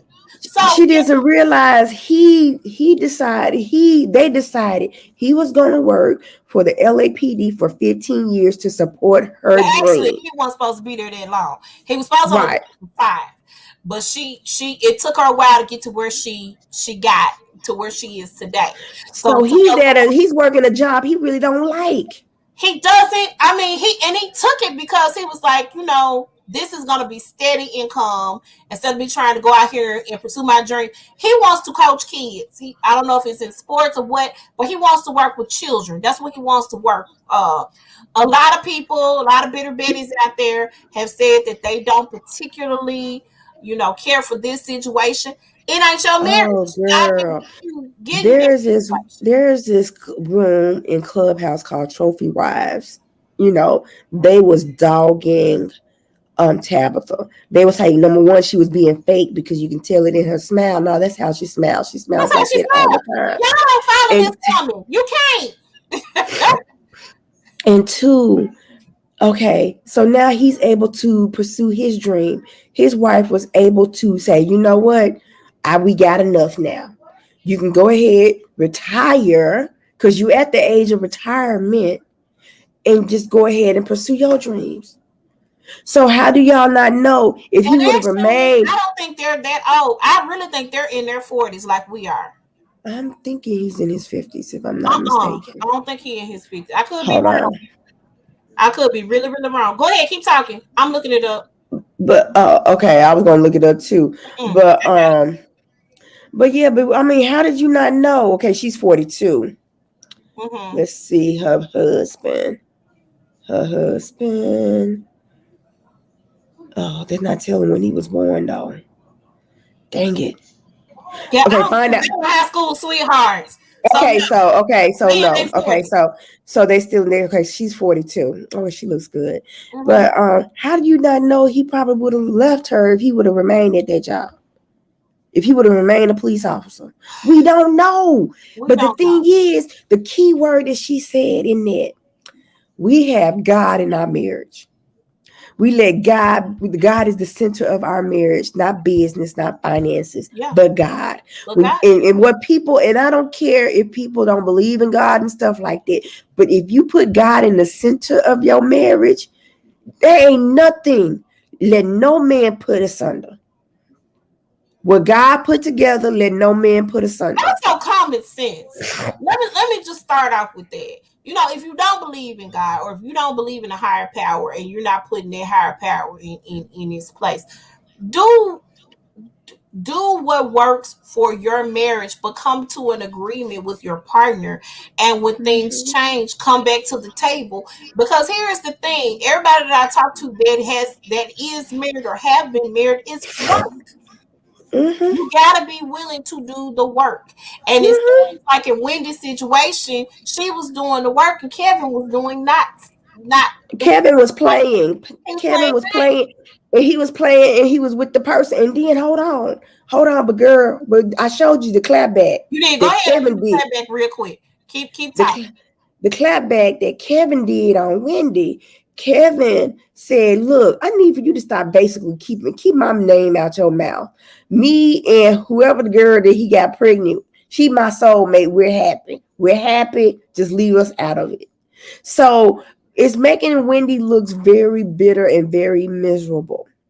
And Wendy, I know we don't have a slide for this, but Wendy has I'm thinking now her thing is, okay, I'm gonna be the evil female dog. I'm not gonna curse on TV.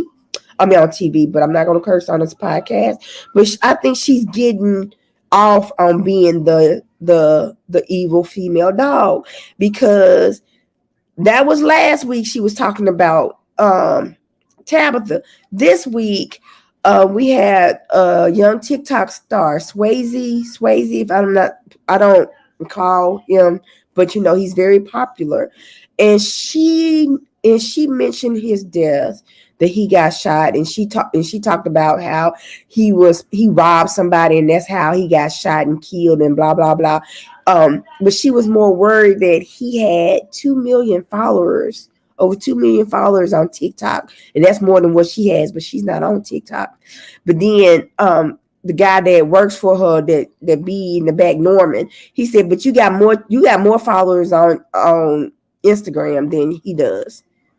Who cares? A man lost his life. A young man lost his life, and that's all you can say is that all of them followers.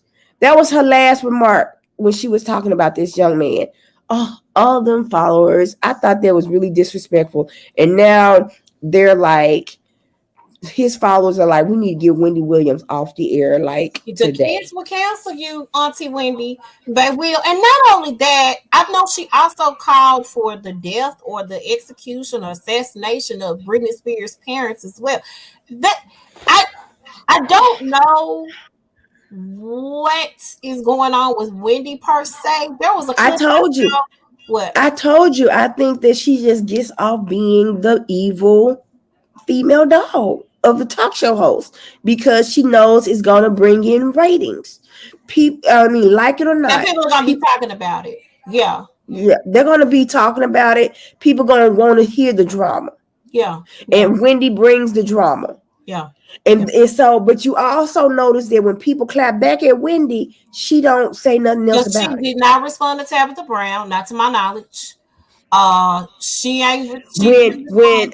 When Evelyn went for her, she did not respond to, because that was the truth. And I really wholeheartedly feel like she knew about that girl before she claimed to have known about that girl. No, she knew about it. Because she told Kevin, "I'm on. If you have a baby by the other girl, that's when I'm gonna leave you." See, no. She said, I can handle. She said she can handle the affair, but a baby from the affair she could not. So here's my other thing with that. you cannot control what people do, but you can control how you allow them to treat you. And what I saw when I watched the show, the movie that she had on Lifetime. And you know how she made sure it was a good one, not like the Aaliyah one. Yeah, I'm still mad at that. I need somebody to do an Aaliyah film with the truth.com. I don't need her parents lying either about the girl not being with R. Kelly because they got married, so you know some things went down. I don't agree with that. Now I know it's her job to talk about people's hot topics, but you also, you know, people who live in glass houses should not throw rocks. Right. That's those people's relationships, and those are those things. And if you allowed that man to do that to you for so many years, it was only that's on you. Right. That's your fault at that point. I feel that way. We'll see how that goes. Let's move on. We're talking relationships. All right. Yeah. 2 different posts I wanted to show today. And we're gonna give our 2 cents. I hate Heather is not here. Today. Man, Heather would be so perfect. Yes. All right. So this post reads, and I'm sure a lot of you guys may have read it because it's been circulating around the internet. But basically, this young lady, she texts her boyfriend and she said, "Hey babe, guess what? What babe? I got the job, $70K a year. That's amazing, babe. Couldn't have come at a better time. Now I can step down from my position and focus on my mental health." Huh?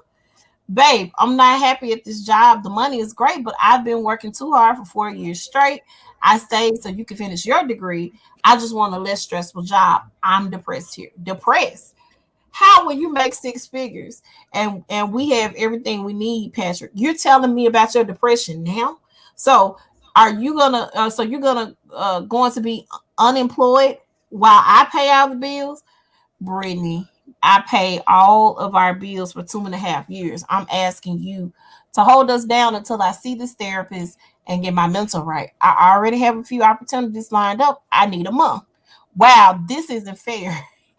I have to support you because you're depressed over a good career. You can't see a therapist and work as well. No, I want to focus on my mental health the entire month. I'm asking you to have my back like I had yours. What's the problem? I don't want to do that. Yes, you chose to allow me to focus on school, but that was your job. You provide for me, not the other way around. You can see a therapist and work. You're sounding lazy at this point. Lazy? Did I call you lazy when you were in school full time for 2.5 years? Listen, I said what I'm going to do. Listen, I said what I'm going to do. You with me or not? Not. So we done? Are you serious? Patrick, I'm dead ass serious. I cannot support a man, not even for a month. I wish you would have told me about this depression. I would have left a long time ago. Whoa. I don't have time to deal with it. You hid that from me, and this isn't fair. I hope you were able to get help. I didn't sign up for this. Okay, at least I know now you're not wife material. I've been seeing a therapist over my depression, and I'm not quitting my job. I just wanted to see if you truly have my back before I propose. Get your shit and leave my house. You have your job. Now you can pay all of your own bills. We're done here. I know you was playing. I was joking, babe. Lies. You was serious, Britt. I'm good. Just get your shit and leave my house. Stop calling me. I don't have anything to say to you. So, wow. I think I posted that on my page and said, let's talk about it. Yeah. And I said, let's talk about it. Was he wrong? I don't think he was wrong. I don't think he was wrong, but I also think there was a different way he could have went about that. He should have told her about his depression. I think he should have explained and expressed that to her. Yeah, that part he was wrong, but to vet to see if she would, you know, have his back. I get he was vetting her to see if she would help, but I think he would have been able to see that prior to this conversation had he shared the depression and everything prior to now. if that makes sense. And let me also say this: taking care of a man. I'm not for taking care of a man. I do not agree Mm-mm. with that at all. I agree in a partnership. I agree in us, coming up with what works for us or what works best for us as partners in a relationship or in a marriage. Um, but she was pretty adamant about, I'm not, that's lazy. But I'm telling you, there is something mentally going on with me that's causing me to feel this way. And you are, He's probably the problem. she could be the problem. So let me also say this. I've seen situations where spouses have agreements, much like Tabitha and her husband had. They have Mm-hmm. agreements, and once the other party agrees to them and it's time for the other person to step up and do what they need to do, they back up from that agreement. Case in point, I got a homie who was married, and they ended up getting pregnant while they were in undergrad. So they had an agreement that they would work, he would work and work, whatever he needed to work, 2 jobs or whatever, and she would go to school and finish and get her degree. And then when she got her degree, then he could go to school and finish his degree. Guess what happened? I thought you had a dog. I was like, Girl, was that that is your my dog? retarded child. Y'all excuse me. But guess what happened? The wife left as soon as she got her degree. She graduated, walked across the stage, and was gone. Now, keep in mind, I don't know what all happened behind closed doors. I'm not Mm-hmm. familiar with that whole situation, but I think it was dirty if y'all had this agreement. Once you get what your part of the bargain, you out the door. That ain't cool. That's not a I can partner. tell you. I can tell you when a month after me and Ren got married, he had lost his job, and I did not, have that type of attitude where no, you got to support us. He lost his job. He got laid off. So I'm like, okay, that happens. So he was working on things, before he passed and everything, because I know he was working on trying to get him a food truck. Because Yeah, after he passed away, the guy he'd been talking to about the food truck called me, wanted to speak with him, and I had to tell him what happened. yeah, And he was also in the midst of designing his own barbecue, his own barbecue grill, because he loved to barbecue yeah. and stuff like that. So I know personally, if my fiance did all this for me, and in turn I got this job and he sends me that, I'd be like, okay, I'll give you a month, but we agreed a month just to see what he's gonna I say. mean, yeah. When you're looking at going at it through the long haul, you have to make a decision and taking care of somebody. And here's the thing: in essence, when you're in a marriage, you do take care of something for the other person in their Mm-hmm. relationship or in their marriage. It may not be financially; it could be emotionally. It could be I'm cooking the dinners and stuff and cleaning the house. Like you're taking care of them in one shape, one way, shape, or form. So, And I'll tell you, Ren was a godsend because I was able to get to work without any stress about Joshua, because he would get Joshua ready for school. He mhm, would walk him to the bus stop. mhm, And when Joshua came home from the bus stop, he would be at the bus stop waiting on Joshua and had his stuff ready and stuff like that. So it was like, even though he wasn't providing financially, he was still doing stuff around yeah, to help out, to yeah. help ease.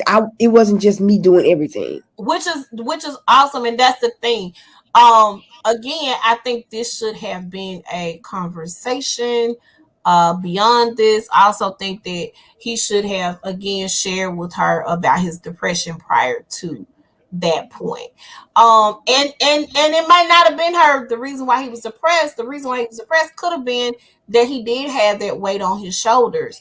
And at the job, and depending on what position he was in at the job, it could be mid-level management or upper management. That's a stressful situation to be in. Girl, With that I already understand. You yeah. understand what I went through for Friday. Oh yeah. So it's a lot that goes into that. A lot of people thought he was wrong. A lot of people thought that they should not have even been texting back and forth. Y'all got to understand, these new children, that's how they communicate. They communicate via text message. They don't communicate on no phone. I like to talk on the phone. I don't like the text message, especially if I'm in a relationship with you.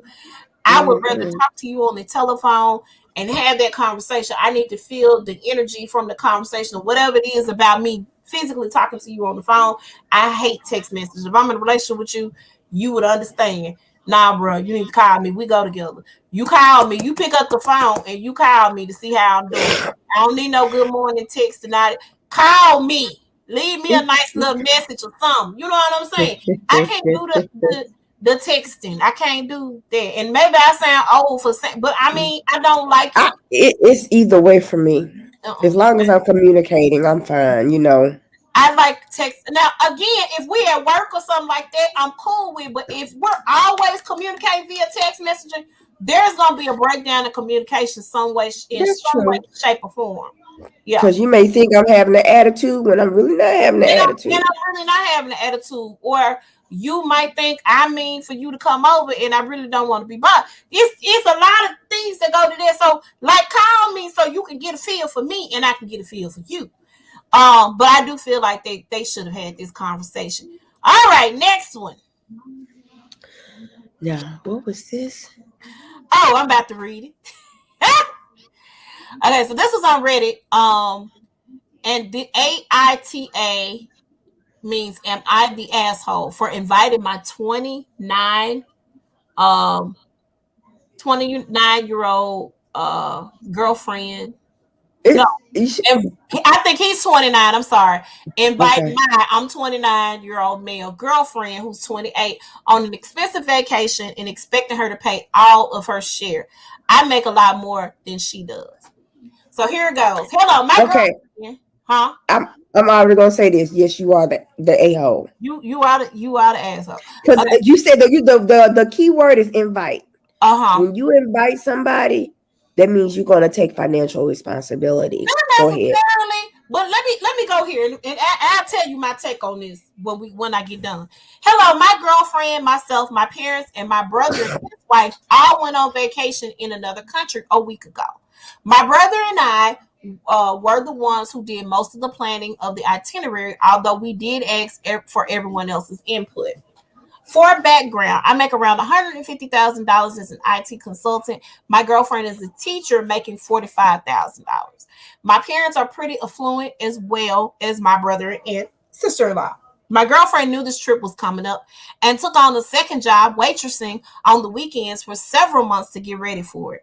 We have always split things 50-50 in the 2 years we've been together.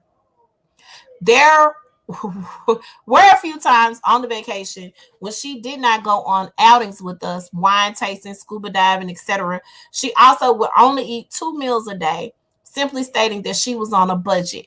My family does favor more high-end, expensive places. My parents thought it was very strange that she only eats 2 meals a day, although normally she eats three. When we got home, I asked her why she skipped out on several of the outings and only ate 2 meals a day. I mentioned how I heard her stomach growling one night and said I was concerned about her having an eating disorder. She got teary-eyed and said that 3 meals a day wasn't fiscally feasible for her, and neither were the outings that she chose not to go on. She went on 3 out of the 6 outings. She said she was not expecting everything to cost so much and she was overwhelmed. She also said she doesn't know if this is going to work long term if she's expected to go on vacations like that with people who make so much more than her. I feel bad that I did not pick up on her discomfort sooner, but we did agree to split everything 50-50. And I don't know why she agreed to come if the cost was an issue. So you on mute. Go ahead. I said houseway. How? So Yes, you are the a-hole. You are completely. The butthole. So let's talk about this.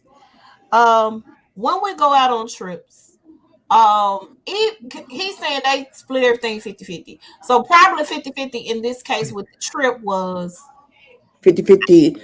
I pay my share of the I pay my ticket. share, you pay your share. But my thing is this. Okay, if she probably, like she said, she didn't know that they was gonna be so extravagant and stuff like that. Right. Because I wouldn't put myself in a position where I can't do anything. I'm on this trip and I can't do nothing. I might as well Here's be the at home. other thing. My nizzle, you make $100,000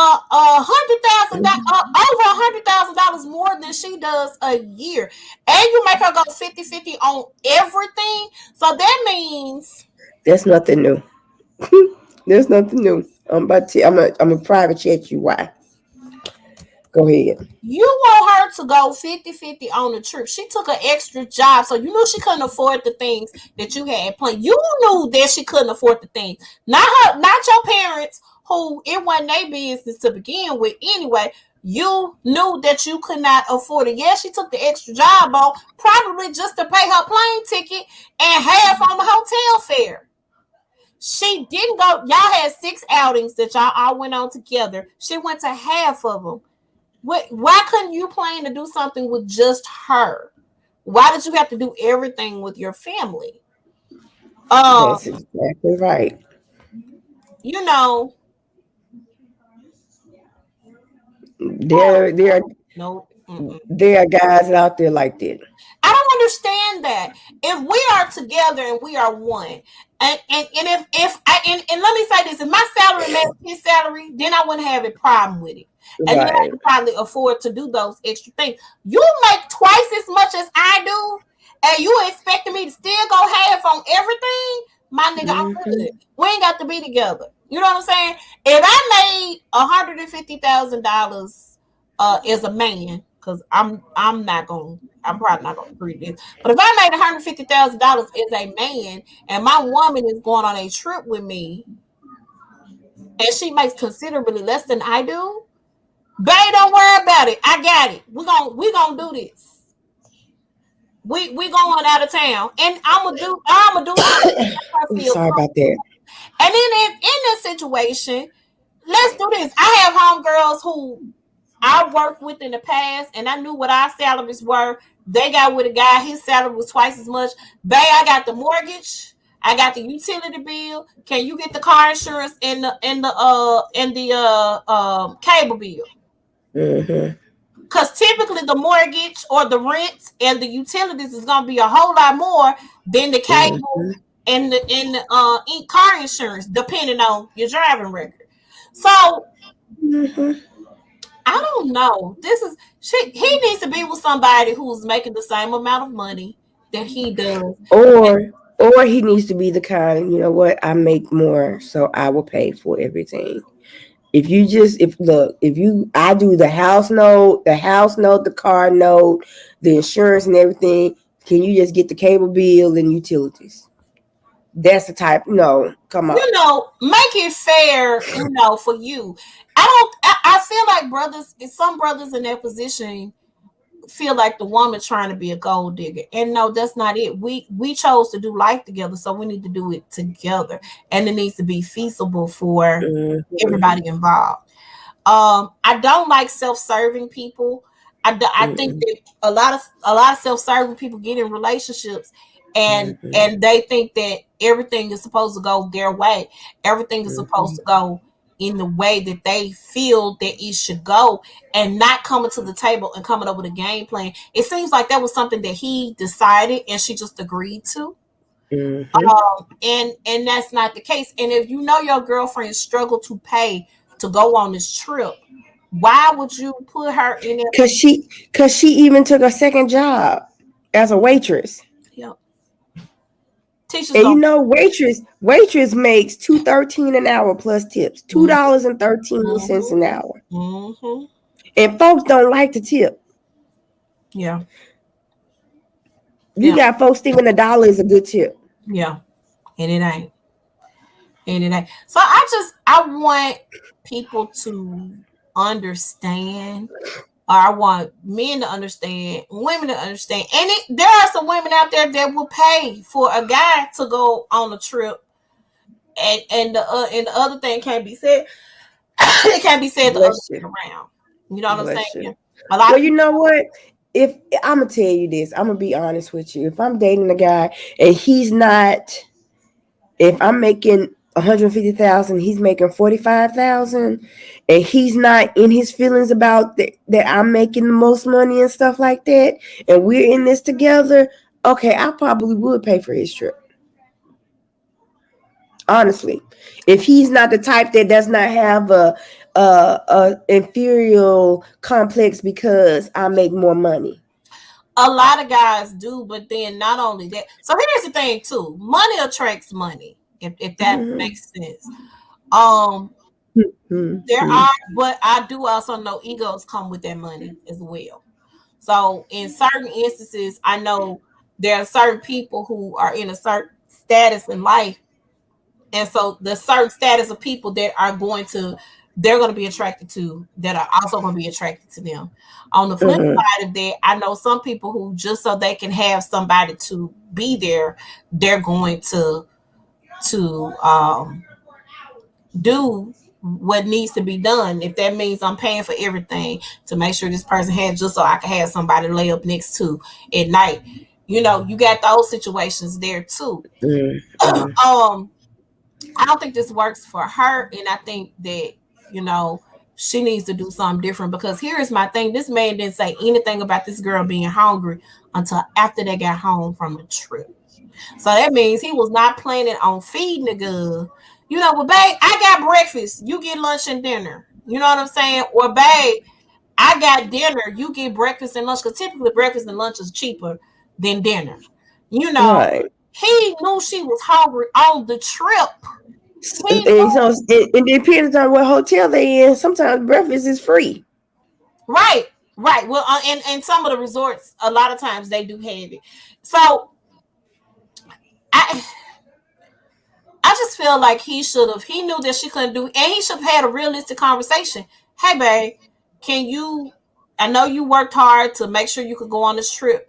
Can you? Are you gonna be able to do all the activities? Do we need to do something separate from the crew? What needs to happen? He could have paid for those 3 activities that they went. You know, the other Right. activities that she didn't go on. Those are Right. the things that I'm talking about and picking up on it. And I don't think he really picked up on. No, he picked up on the context clues. I think he was just adamant about paying, splitting everything down the middle, which I don't think that's fair. I don't. I don't think that's fair at all. I don't think that is at all. If y'all on the same playing field, then I can get behind it. But no, I literally don't think that that's fair. Um, but yeah, that's it. Did you have anything else, Wendy? Girl, no. Okay, This is uh-uh. we're gonna move on. We got anything about what's bugging us? Okay. Maybe it's the OCD in me because I do have a little OCD Okay.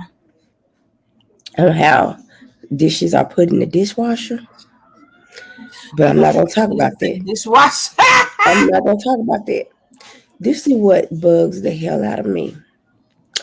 If you're using the microwave and you decide to stop it in the middle and go ahead and take it out, clear the clock, clear it, clear it, clear it.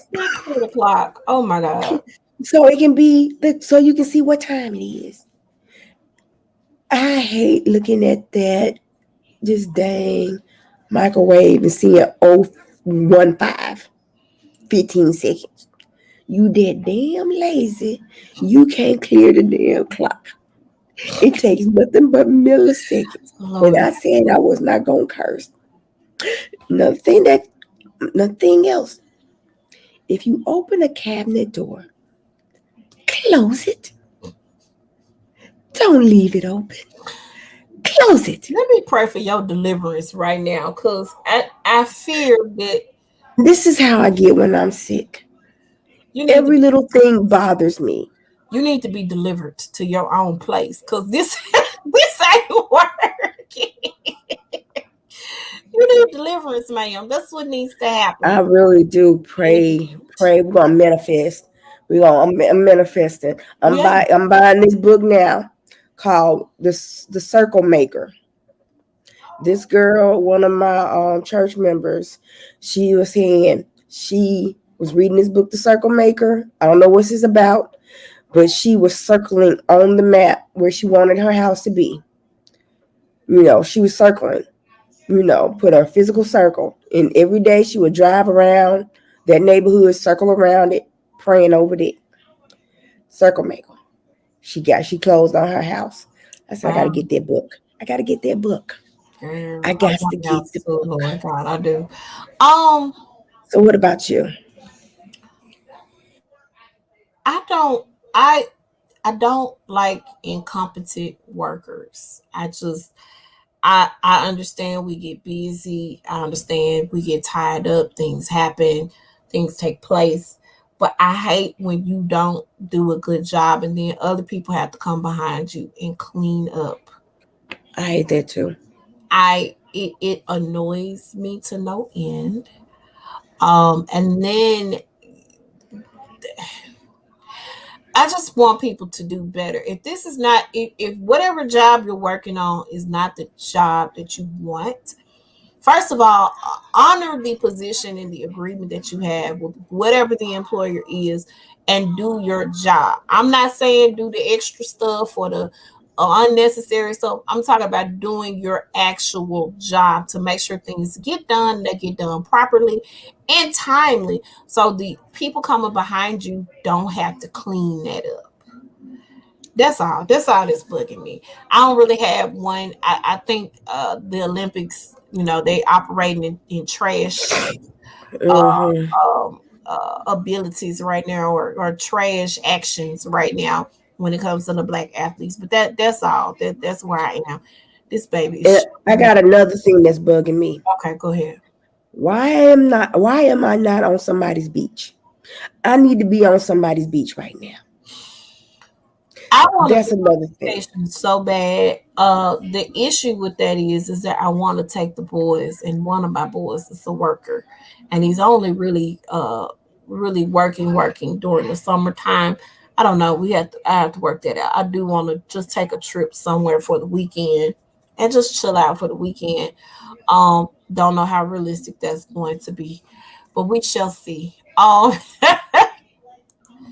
right, so upcoming events, we got the Shot Glass Hour that's taking place this Wednesday. We have July the 14th. We got Soul versus Neo Soul. We got K Willis and Ari are going to be performing at Smooth Living in Whitehaven. Let me say this to you guys. There are a lot of things that are taking place in the city in different parts of town.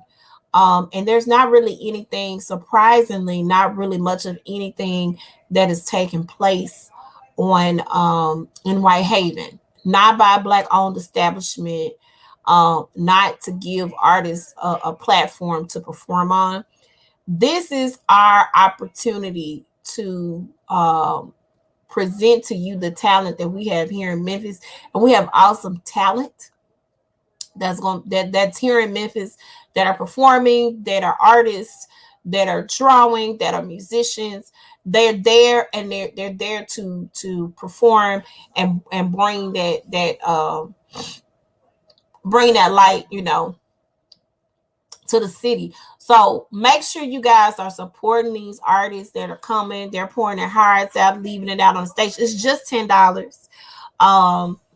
And you can, if you need information or you want to get tickets, the payment information is down at the bottom of the flyers. Make sure you guys check it out. You can pay at the door, but it's at Smooth Living. The doors open at 7:00, so make sure you're there. Smooth Living is a Black-owned restaurant in the Whitehaven area over on Winchester. Yes. Yes. They have awesome food, so make sure y'all come. And then we're gonna have Flo, the butler, on the drinks, and she's gonna be there. We're also gonna have massages. that is going to be taking place as well. So we have a massage therapist on site that will be there to work out some kinks if you're busy from your work day, or if you're off and you just want to uh, just unwind. It's really, really nice experience. So make sure you guys come out. And this is every other Wednesday night. So the same on the 28th of July. So this is the 14th. On the 28th of July, we're gonna have 90s R&B night, and our featured artist is gonna be Preacher Tim. But we're gonna have some other artists that'll be performing in the first step. I am going to actually be one of the artists that will be singing a couple of songs, of A and B selection for I the. can make the 28th. It will bring your tail on now, good. It's just I $10. can make the 28th. Make sure y'all are coming out and supporting. It's gonna be hosted by producer Chick. Each every other Wednesday. So we do the second Wednesday and the last Wednesday of each month. We got some more shows that are coming up. We're gonna be bringing you different artists. I can't wait to show you guys what we have coming up next. It's gonna be amazing. It's gonna be awesome. Okay. All right, Wendy, how can they reach you? Okay, as you can see on Facebook, it's Wendy Edingbourgh Smith. Instagram is at VLux76. My Mary Kay website is www.marykay.com/WEDINGBOURGH. Okay. And then you guys are the third member of the trifecta is not here with us, but make sure you guys are supporting her still at Heather's Passion Academy on Facebook, YouTube, and her website, www.heatherspassionacademy.com. You also can reach me at Facebook at Vicskeyas Faith More, on Instagram and Twitter at Vicskeyas Faith. Make sure you are following me. You also can contact us or reach us here at the Size Up on Facebook at the Size Up, Instagram at the Size Up 2102, YouTube, the Size Up Official Podcast. And then you guys can email us any questions, show ideas, if you want to be on the show, if you got a listener letter, anything like that. We'd be more than happy to have you on or have you be a part. So you can email us at the Size Up 2102 at gmail.com. You also can listen to our podcast on Anchor, Google Podcasts, Spotify, Breaker, Overcast, Pocket Cast, Radio Public, and SoundCloud. Thank you guys for joining us today. We have enjoyed having some conversation today. I saw a couple people come through. Thank you guys. Make sure y'all head over to the YouTube channel. Definitely. I had that thing. Oops. I didn't do it today. Make sure you guys subscribe to the Size Up Official Podcast over on YouTube. Y'all will also get to see our other podcast that Wendy and I do called It's On, where we talk about all things TV. Yes. And tomorrow, I think we are going to be delving into the Mary J. Blige documentary. I can't wait. It was really, really amazing. Commemorating the 25th anniversary of my life. I love it. So make sure you guys come on back, and then we got some weekly lineup shows to discuss. Well, we got to discuss the last part of Run the World, the season finale of Run the World, and the season premiere of Grownish. Back. We're also going to talk about Love and Hip Hop Atlanta, and maybe talk a little bit about Potomac as well. So make sure, or Real Housewives of Potomac as well. So make sure you guys tune in tomorrow. We normally go live at about 7. So make sure y'all are tuned in and ready. Get your popcorn and your drinks ready and come on back and see us. We'll see you guys next week. Bye. Bye.